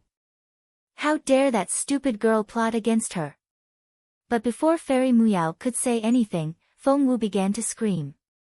Fairy Muyao, you can't throw me to the wolves just because you can't outrun them. Ah! Help! Help! Feng Wu rolled around on the ground in a flurry, her tiny figure looking rather wretched. Fairy Muyao tried to retort, but she had no time to do that, for all the wolves were charging at her now. Fairy Muyao was so angry that she almost had a stroke. Why? She and that ugly girl had fallen into the wolf pack together, but why did the 24 ferocious obsidian wolves with glossy fur target just her? Why were the sharp fangs tearing at her alone? Why? Why? To make it even worse for Muyao, that ugly girl rolled around on the ground, looking all panicky and screaming for help. Help my ass. You're surrounded by wolves all right, but no wolf is attacking you. They're all on me. Fairy Muyao wanted to cry. Why? Feng Wu knew perfectly well why.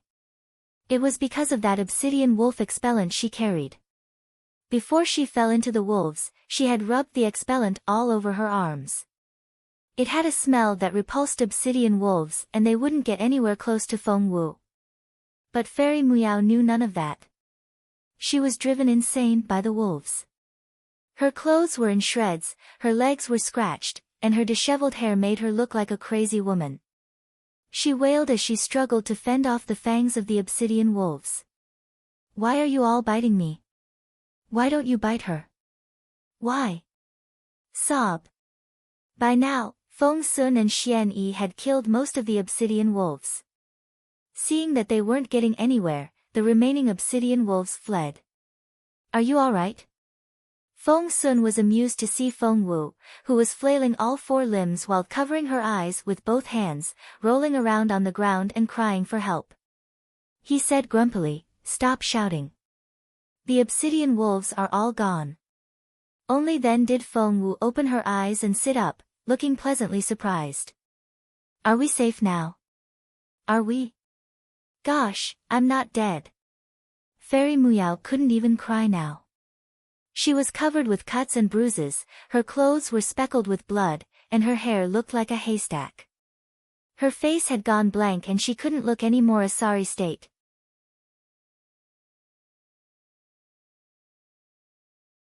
Chapter 30, She's Lying. Crouching down, Xian Yi examined his devastated cousin, and even his perpetual poker face cracked a little. Xian Yi didn't know what to say. All of a sudden, Fairy Muyao's glassy eyes moved and she stared right into Xian Yi's eyes. She looked like a zombie coming back to life, and even someone as courageous as Xian Yi jumped at that. Cousin. Fairy Muyao grabbed Xian Yi by his robe. She's lying. She's not as useless as she looks. She has had cultivation practice and she's not harmless at all. She's a mole. Kill her. Kill her now. Xian Yi was speechless. He was considering the possibility that his cousin was hallucinating from the shock. Only then did Linyuan and Feng show up. Their clothes were tidy and spotless and they didn't seem to have just walked away from a battle at all, but more like they had just returned from a stroll after dinner. Seeing Linyuan, Muyao pushed Xian Yi away and pounced at the crown prince. Linyuan frowned and moved out of Fairy Muyao's way. On his impeccable face, the look in his piercing black eyes turned as sharp as a blade. Fairy Muyao's momentum sent her falling to the ground face down. Overwhelmed by pain, anger, and grievance, she thumped her fists on the ground and burst into tears. I'm telling the truth. I really saw her exert martial power. She pushed me into the wolf pack. Look. She fell in with me, but she doesn't even have a scratch on her. The obsidian wolves bit only me. I was the only one they attacked. Sob. At first, no one believed what Fairy Muyao said, but when they turned to look at Feng Wu and saw that she was unscathed, that they had both been surrounded by wolves, but compared with Fairy Muyao, who had scratches and bite marks on her body, her limbs, and even her face, Feng Xiaowu wasn't injured at all, and was only covered in grass and dirt. That was too lucky to be true. Xian Yi had been suspicious about Feng Wu from the beginning, and seeing that, he stepped out, grabbed Feng Wu's wrist, and stared at her coldly. You really are a mole. Feng Sun moved at the same time. As soon as Xian Yi took Feng Wu's wrist, Feng Sun took the other one. Feng Sun glared at Xian Yi. What do you think you're doing? Xiao Wu doesn't know any cultivation. Your grip is so tight, you'll hurt her. Feng Wu was touched and turned to look at Feng Sun involuntarily. In a moment like this, he was still concerned over her well-being, instead of the possibility that she might be a mole. Hadn't she told him that he shouldn't be this nice to her? Young Lord Feng, stop protecting her. She pushed me to the wolves and she tried to kill me. She's so evil. Fairy Muyao ran up to them and yelled. Feng Wu smiled and turned her bright eyes on Fairy Muyao. I pushed you to the wolves. Fairy Muyao, there's a witness everywhere, and you should always tell the truth. Those who invert justice will be struck by lightning. Xian Yi kept his cold gaze on Feng Wu and tightened his grip. Ah, Feng Wu grunted in pain. Blue veins popped on Feng Sun's forehead and he was going to lash out when an indifferent voice spoke behind them. Let go of her.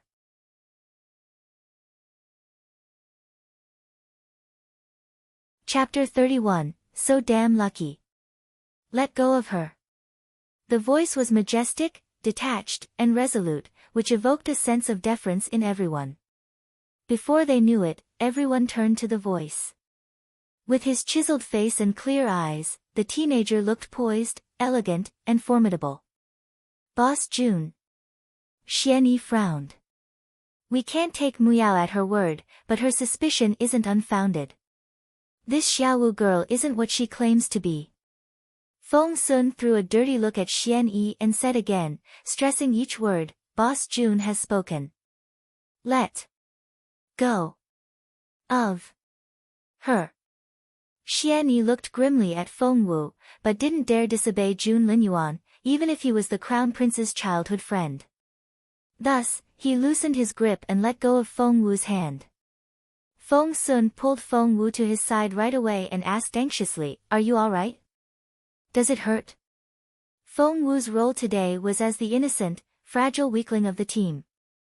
She might not be a great actress, but after being around her beautiful mother for so many years, she knew exactly what an appealing, harmless white lotus kind of girl should look like.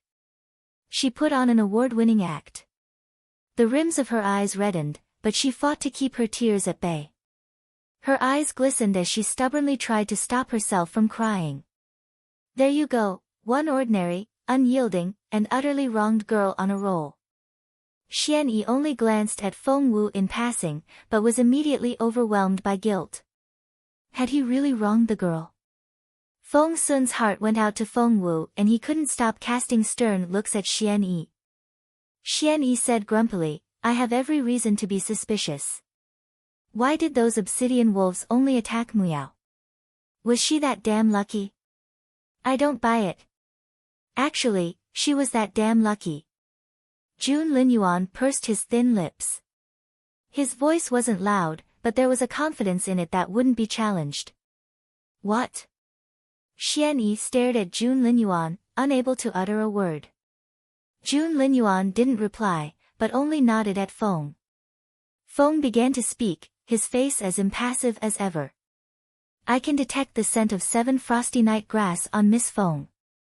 I wonder if young Master Xian knows that 7 frosty night grass is the main ingredient of an expellant? Of course Xianyi didn't know that. Medicine refinement was beyond his ken. Feng went up to them, gestured at the ground that Feng Wu had rolled over repeatedly, and explained in an unhurried tone, when Miss Feng fell, she was fortunate enough to fall on this 7 frosty night grass so that its sap was rubbed all over her. Obsidian wolves are very sensitive to this scent, which was why they kept their distance from her. Muyao's mouth fell open. Feng, are you saying that Feng Xiaowu isn't a mole, but just got lucky? Yes, said Feng indifferently. I don't believe it. It's just too big a coincidence that 7 frosty night grass happens to grow here and she happened to fall on top of it. No one can be that lucky. I don't believe a word you said. She's a mole and she pushed me to the wolves. Muyao wouldn't admit defeat. Feng Wu darted an inconspicuous look at Muyao. As a matter of fact, she wasn't as lucky as she appeared to be. Feng Wu had come up with a plan when she dragged Muyao into the wolf pack with her. She simply took some 7 frosty night grass from her dragon and phoenix spiritual ring and rolled around on top of it.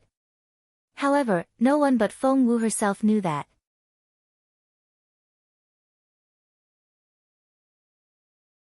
Chapter 32, She'll Come Back. Keeping his cold gaze on Muyao, Feng walked to a spot a short distance away. Feng Wu's stomach lurched. Feng had stopped on the exact spot where she had dragged Muyao into the wolf pack. Feng remained poised. He looked like he could see through everything in the world and nothing could evoke any emotion in him. In an impassive voice, he began to speak. Here, we can see 2 sets of footprints. I'll call Miss Mu's footprint 1 and Miss Feng's footprint 2. The 4-foot indents in this line of footprint 1 are deeper than at the heel. Obviously, Miss Mu was dashing forward. Then, please look here at footprint 2. It is evident that Miss Mu charged at Miss Feng and tried to drag her into the wolf pack, but Miss Feng dodged. Miss Mu then tried a second time to push Miss Feng to the wolves. Keeping his eyes on the footprints, Feng described the events in a calm voice, as if he had seen it with his own eyes. Feng Wu's pupils contracted a little as she looked at Feng attentively. She had known all along that Linyuan was someone she should keep her distance from, but little did she know that even his steward was this formidable. She had to be extra careful from now on. Feng Wu clenched her fists when no one was watching. All color had drained from Fairy Muyao's face and lips. She looked like she was going to collapse at any moment. Every word out of Feng's mouth was like a slap to her face and she could feel the burning pain in her cheeks. Looking up, Fairy Muyao saw Linyuan's nonchalant, stunning face, the undisguised disappointment in her cousin Xianyi's eyes, Feng Sun's anger, and Feng Wu. Ah! Fairy Muyao snapped. Holding her head in her hands, she screamed, all right. Feng was right. I tried to throw Feng Xiaowu into the wolf pack on purpose. But I was just probing her. I had my suspicions. Shut up. Even Xian Yi couldn't stand Fairy Muyao anymore. Cousin, even you won't believe me now. You'll regret this. You will. After making such a humiliating gaffe in front of the young man she idolized, Fairy Muyao couldn't bring herself to stay here anymore, her pride simply wouldn't allow it. Burying her face in her hands, she ran away, still howling. Feng Sun darted a look at Xian Yi. Aren't you going to bring her back? Xian Yi looked conflicted and frowned. Jun Linyuan, who had always been reticent, spoke at that moment. She'll come back. Everyone stared at Jun Linyuan in disbelief. Feng Sun rubbed his nose. I think that if she has any pride at all, she won't show up in front of us for a very long time. Jun Linyuan didn't argue, but only stood there with his hands behind his back and his robe flapping in the wind. He had a well-defined profile and a beautiful face. Standing there, he looked eminently above everyone else. There was something utterly unpredictable about him, it was impossible to tell what his next move would be. Feng Wu couldn't figure out why Jun Linyuan was so sure that Muyao would return to them on her own. She soon knew why. Just when they were ready to move out, a flustered voice rang out in the distance and drew nearer. Help! Help! Help! Fairy Muyao was running toward them as fast as she could, followed by a dense horde of obsidian wolves. They numbered at least 100 times more than before.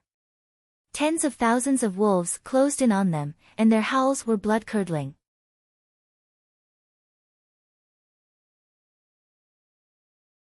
Chapter 33, Jun Linyuan demonstrates his prowess. Strong obsidian wolves appeared one after another in the darkness, their glowing green eyes giving one the creeps. How can there be so many of them? Even Feng Sun jumped at the sight. He had no problem with a pack of hundreds of wolves, but there were at least 10,000 of them. This was going to be a fierce battle. Feng Sun turned around to look at Feng Wu, his expression grave. This will be much more serious than earlier. Don't wander off and stay behind me, okay? Feng Wu had never seen such a serious look on Feng Sun's face. Tens of thousands of obsidian wolves. Feng Wu smiled wryly. Her expellant would be good for nothing now. They really were in trouble this time. Xian Yi frowned. How come there are so many of them? From the looks of it, they're all in a berserk state as well. Jun Linyuan narrowed his eyes, which flickered dangerously. He acknowledged that with a little, All eyes turned to Jun Linyuan. Feng Sun asked involuntarily, don't tell me that all these obsidian wolves are controlled by the Dark Court? Is this Yu Mingye's work? A cold glint flashed in Jun Linyuan's ruthless eyes, then he gave another, It was really Yu Mingye, then. Word on the street is that he can control all beasts. I always thought it was a publicity stunt. He can actually control such a huge pack at a time now. That's just frightening. Feng Sun said in amazement. However, Feng Wu sensed Jun Linyuan darting a condescending look at Feng Sun, pitying the latter's lack of imagination. So, this legendary Yu Mingye has the Wolf King under control, through which he's able to command the entire pack of obsidian wolves. Feng Wu chimed in. Jun Linyuan darted a glance at Feng Wu. Feng Sun rubbed his palms together in excitement. Yes. That must be it. You're right. Let's go, was all Jun Linyuan said in his deep, resolute voice. Go? Go where? The mountain was packed with obsidian wolves. Feng Wu was bewildered. Thud.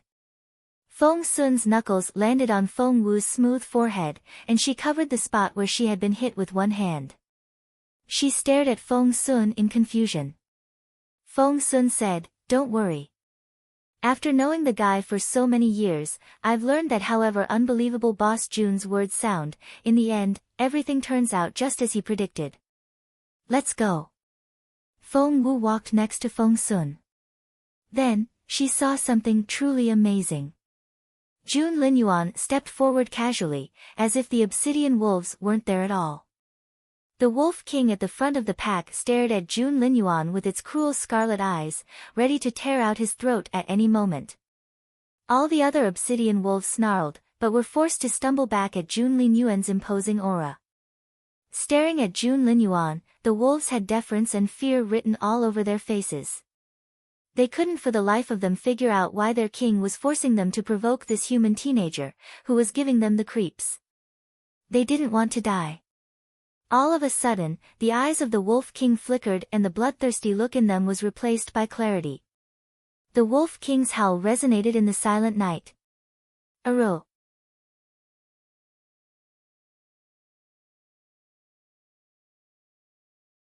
Chapter 34, Yu Mingye. The pack of obsidian wolves stirred. The next moment, they turned around and fled in every direction. Feng Sun, who had been ready for a bloody battle, was speechless. At the same moment, Yu Mingye, who was already in Black Ice Valley, felt something rush up his throat before blood trickled out from the corner of his mouth. Ha, Jun Linyuan, I see you figured out how to counteract my beast-controlling method and turn the spell I cast back on me. The Crown Prince is indeed as formidable as they say. With a straw sticking out of his mouth, Yu Mingye smirked cockily.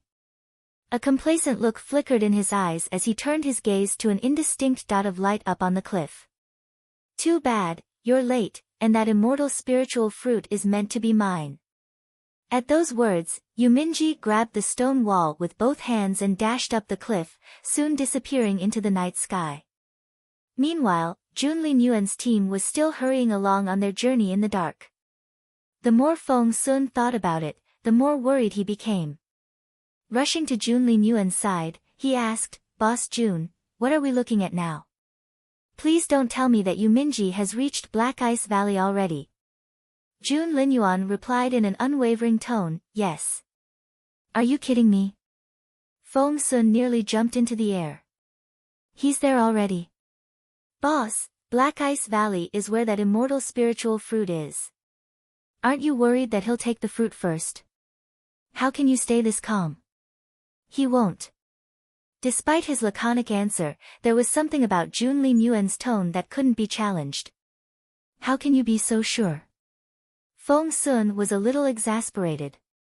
It's Yu Mingye we're talking about here. He's just as famous as you are and gets in your way whenever he can. He's the sacred son of the Dark Court, for heaven's sake, not some random guy you can just brush aside. Jun Linyuan frowned and cast a stern look at Feng Sun. Feng Sun smacked his forehead. Fine.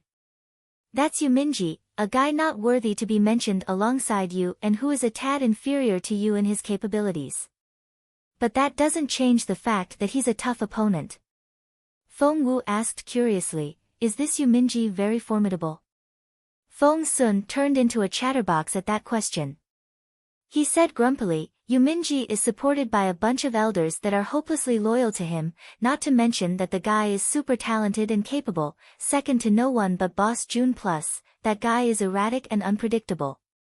He's arrogant and bossy one moment, and flippant the next. You never know which way he'll turn. Worst of all, Yu Mingye will get in our way whenever Boss Jun tries to do something important. The immortal spiritual fruit this time, for instance, is useless to him, but he just has to sabotage our task because Boss Jun needs it. The guy is abominable. Feng Wu rubbed her chin. Why does it sound to me like your crown prince is being stalked by this Yu Mingye? You don't say, said Feng Sun sulkily. He just keeps showing up and making a scene wherever he goes. How annoying. Feng Wu rubbed her chin again. Why do I find him a little adorable? No, he's not. Feng Sun knocked Feng Wu's forehead with his knuckles. By the way, if we really run into Yu Mingye later, run as fast as you can. Why? Feng Wu was bemused. Those amorous eyes of his are known for their mesmerizing and seductive effect.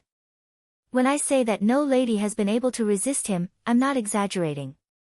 Where do you think he gained his fame for being as popular as our boss Jun? It was all thanks to his skill at flirting.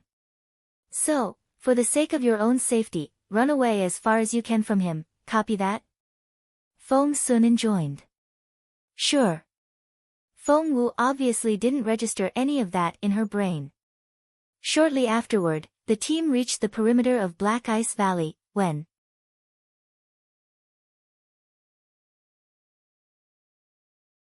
Chapter 35, Immortal Spiritual Fruit. In Black Ice Valley. Although it was deep into the night, the valley was brightly lit by countless torches, which turned it as bright as during the day. However, there was no one around. The silence was unnerving. Feng Wu scanned the area with her eyes, but saw nothing out of the ordinary. Look, there. Feng Sun raised his eyebrows and looked pleasantly surprised. Following his finger, they saw a flickering dot of light up on the high cliff. Without a doubt, it was Immortal Spiritual Fruit. Xian Yi cried out. The fruit that shines like a star at night. Yes. That's right. Feng Sun was so excited that he almost jumped up. Ha ha ha. That spot is where the fruit grows.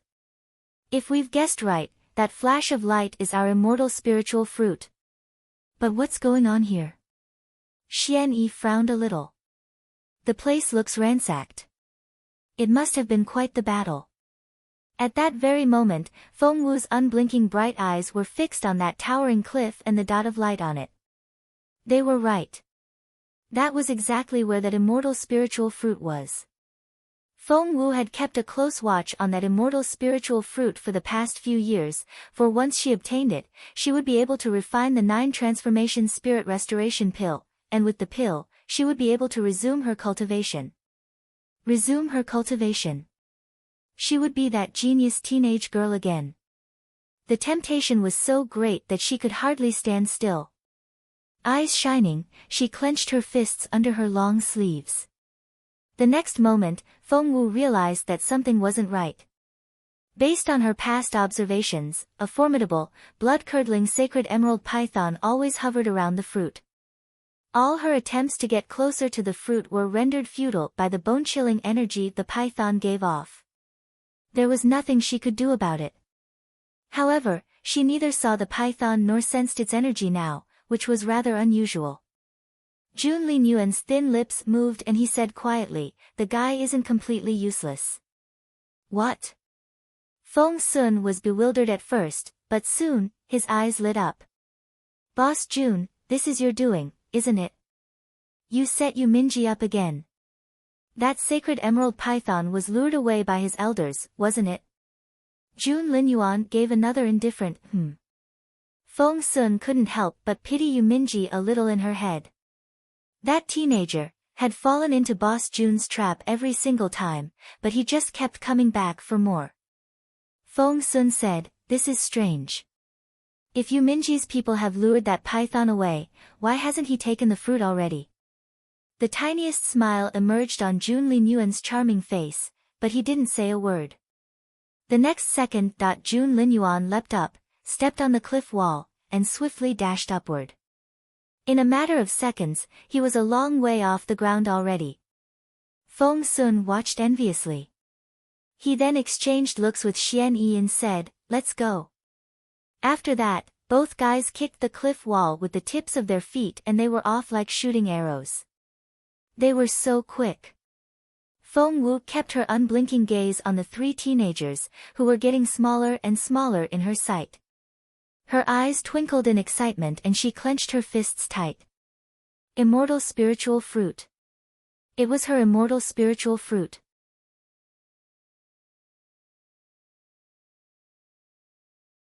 Chapter 36, You've stepped on someone. Since that immortal spiritual fruit was within their reach, she wasn't worried at all that Linyuan would fail to obtain it. However, what did worry her was how to snatch the fruit away from Linyuan once he had it. Suppressing her excitement, Feng Wu forced her brain to turn. Meanwhile, Linyuan almost reached the top of the cliff. The cliff was a rather special one, for instead of bare rock, the cliff wall was covered in leafy vines from top to bottom. In the dark, with the help of the rock protrusions on the cliff wall, Linyuan twirled and turned, nimbly making his way up the cliff. Just before Jun Linyuan landed, one of the protuberances he stepped on shifted under his weight and let out a cry of pain. However, Jun Linyuan didn't seem to notice the sound at all. With a leap, he was on the top of the cliff. Feng Sun was right behind Jun Linyuan and heard the cry. Hence, upon landing, he said to Jun Linyuan in bewilderment, "I think you stepped on someone back there." "No, I didn't." Jun Linyuan didn't give it another thought. Right now, all his attention was on the immortal spiritual fruit in front of him.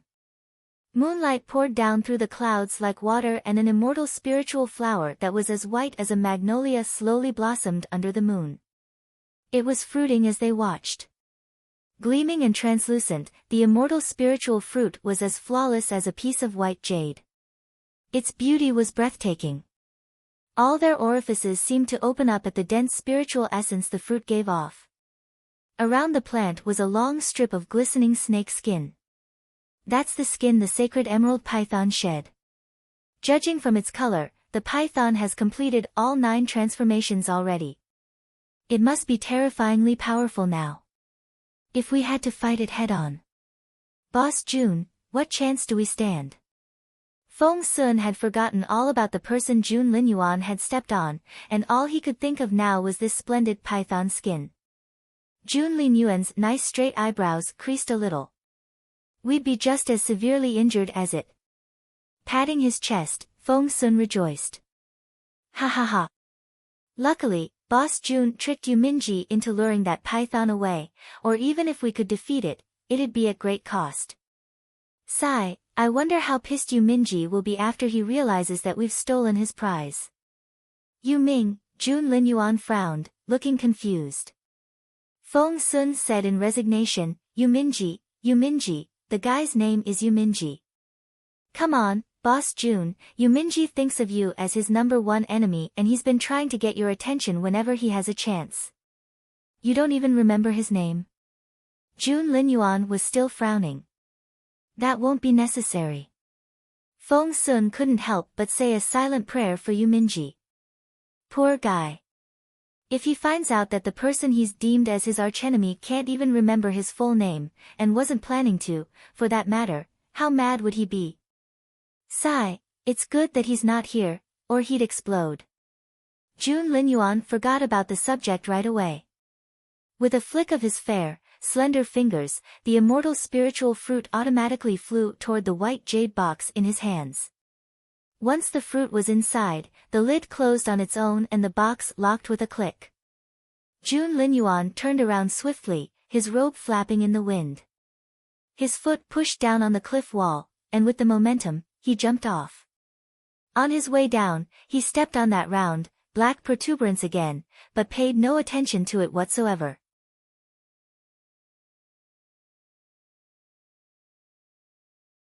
Chapter 37, The Miserable Teenager. At the same time, Feng Wu and Fairy Muyao were left behind on the ground. As for Feng, needless to say, he went wherever Jun Linyuan went. Watching Jun Linyuan turn in the air as he descended the cliff, Feng Wu's gaze instantly shifted to the white jade box in his hand. Immortal spiritual fruit. Immortal spiritual fruit. The fruit that would enable her to cultivate again. Ah! Feng Wu was ecstatic. The excitement made her tremble from head to toe. Fearing that the look in her eyes would give her away, Feng Wu lowered her head involuntarily, trying to hide her true feelings from Jun Linyuan. However, Feng Sun was as caring as ever. Seeing the shivering Feng Wu, he asked in concern, "Why are you shaking all over? Are you not feeling well? Is the wind here too chilly?" Feng Wu was trying her best to not be noticed. However, with Feng Sun's questions, all eyes were on her again.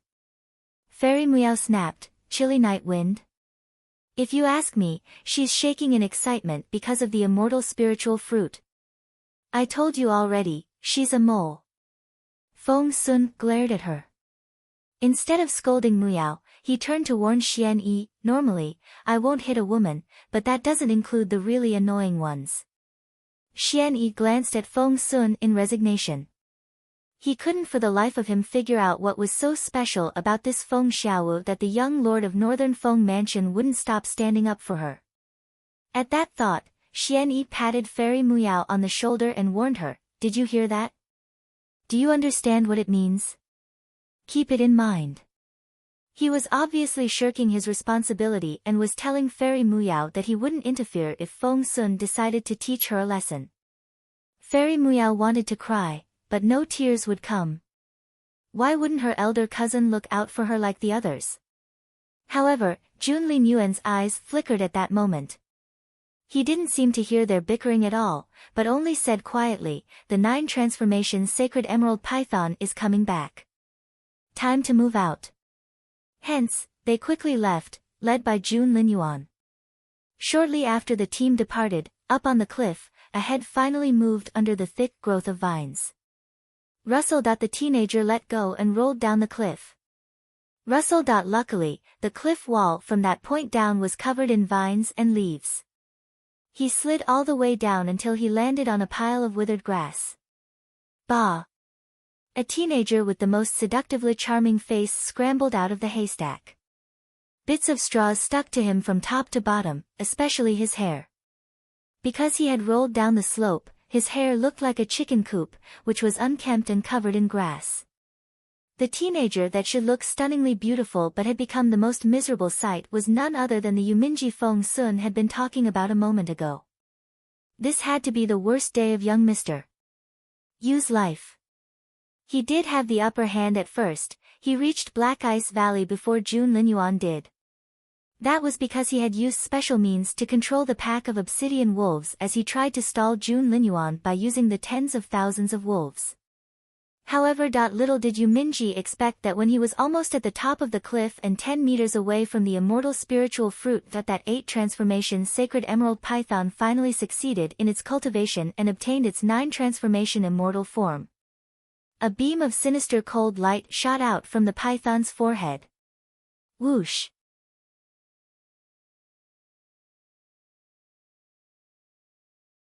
Chapter 38, I'm Yu Mingye. As the cold ray of light shone on him, Yu Mingye realized in despair that he couldn't move. Linyuan hadn't arrived, and he was one step away from the immortal spiritual fruit. But he had gotten stuck here. In that moment, Yu Mingye had never felt so frustrated. How could this happen? What had he ever done to deserve this? However, not only was he unable to move, he couldn't even make a sound. It was the most miserable sight. What was worse, the python discovered his hiding place. The python slithered toward him with a body as thick as a tree trunk until its red 2-pronged tongue touched his ear. Fortunately, the 3 elders he had brought reacted quickly enough. Leaping out, they distracted the python and lured it away from the cliff. Would things turn around for Yu Mingye from there on?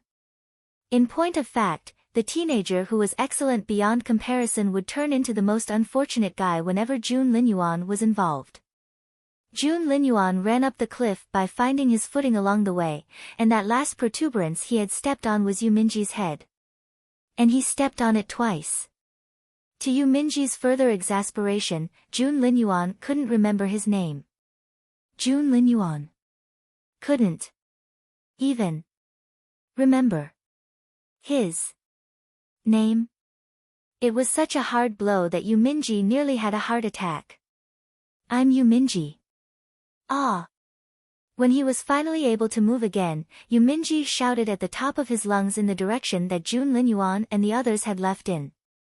However, the only reply he received was the sound of wind rustling through the branches.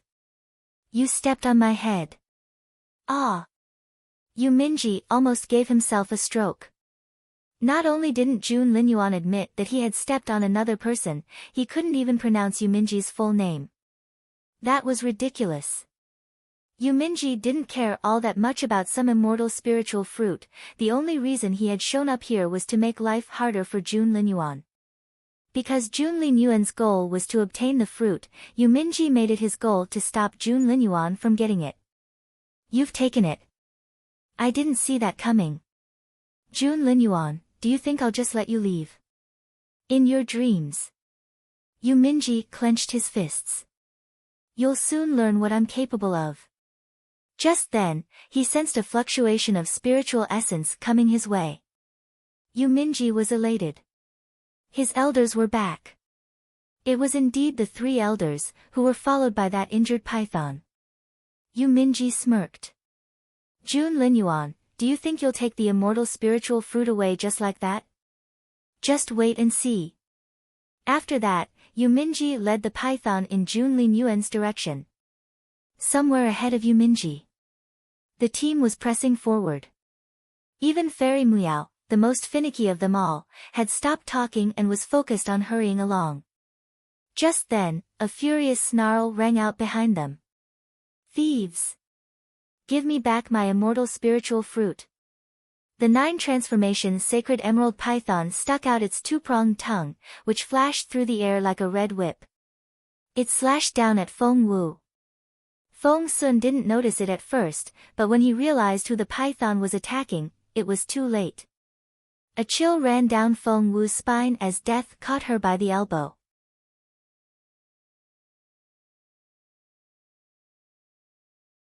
Chapter 39, Did he save you in passing? Watch out, sensing the approaching danger, Jun Linyuan frowned.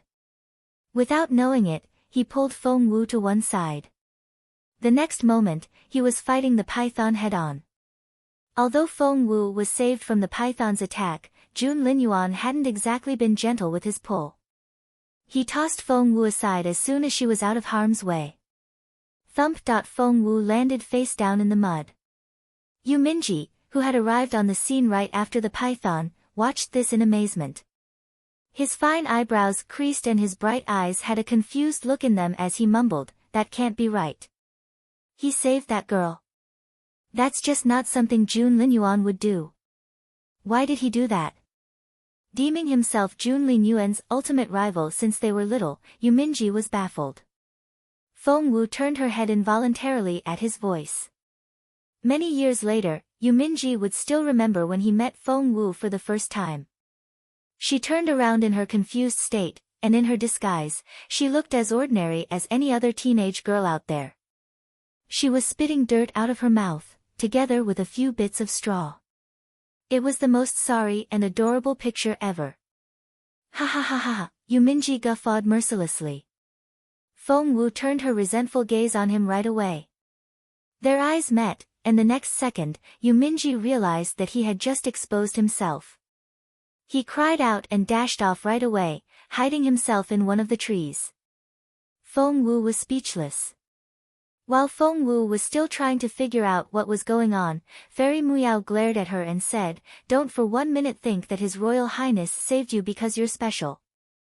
Trust me when I tell you that he only did it in passing. It was nothing more." Feng Wu said, "Whatever. What kind of reply is that?" "Humph. His Royal Highness doesn't like you and he never will. He only saved you because it was convenient." Fairy Muyao clenched her fists, as if trying to convince herself. Feng Wu only found the fairy ridiculous. Spitting out the mud in her mouth, she retorted, "Has he ever saved you in passing, then?" Bullseye. Fairy Muyao felt like she had just been smashed in the chest by a hammer and went stiff. Staring at Feng Wu, she couldn't think of anything to say in return. When she finally recovered from the initial shock, she stormed off right away. Her footsteps were exceedingly loud, which demonstrated how infuriated she was. Behind Fairy Muyao, Feng Wu stuck out her tongue. "Yup, that's how I rock. Bite me."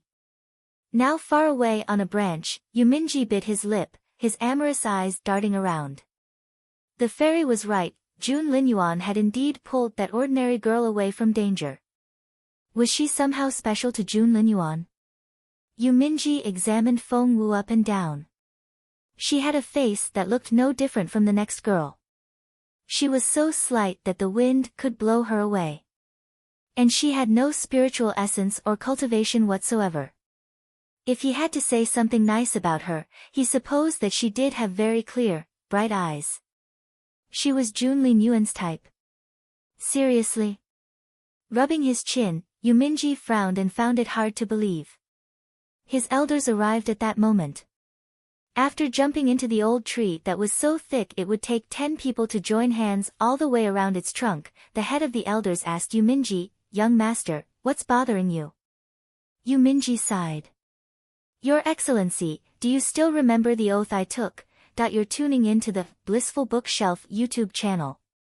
We're so grateful for your support and don't forget to subscribe to join us on this incredible journey through captivating stories. Your generosity through donations truly makes a world of difference, as it's the primary source of revenue that allows me to expand and enhance this channel for you. Thank you from the bottom of my heart for being a part of this adventure.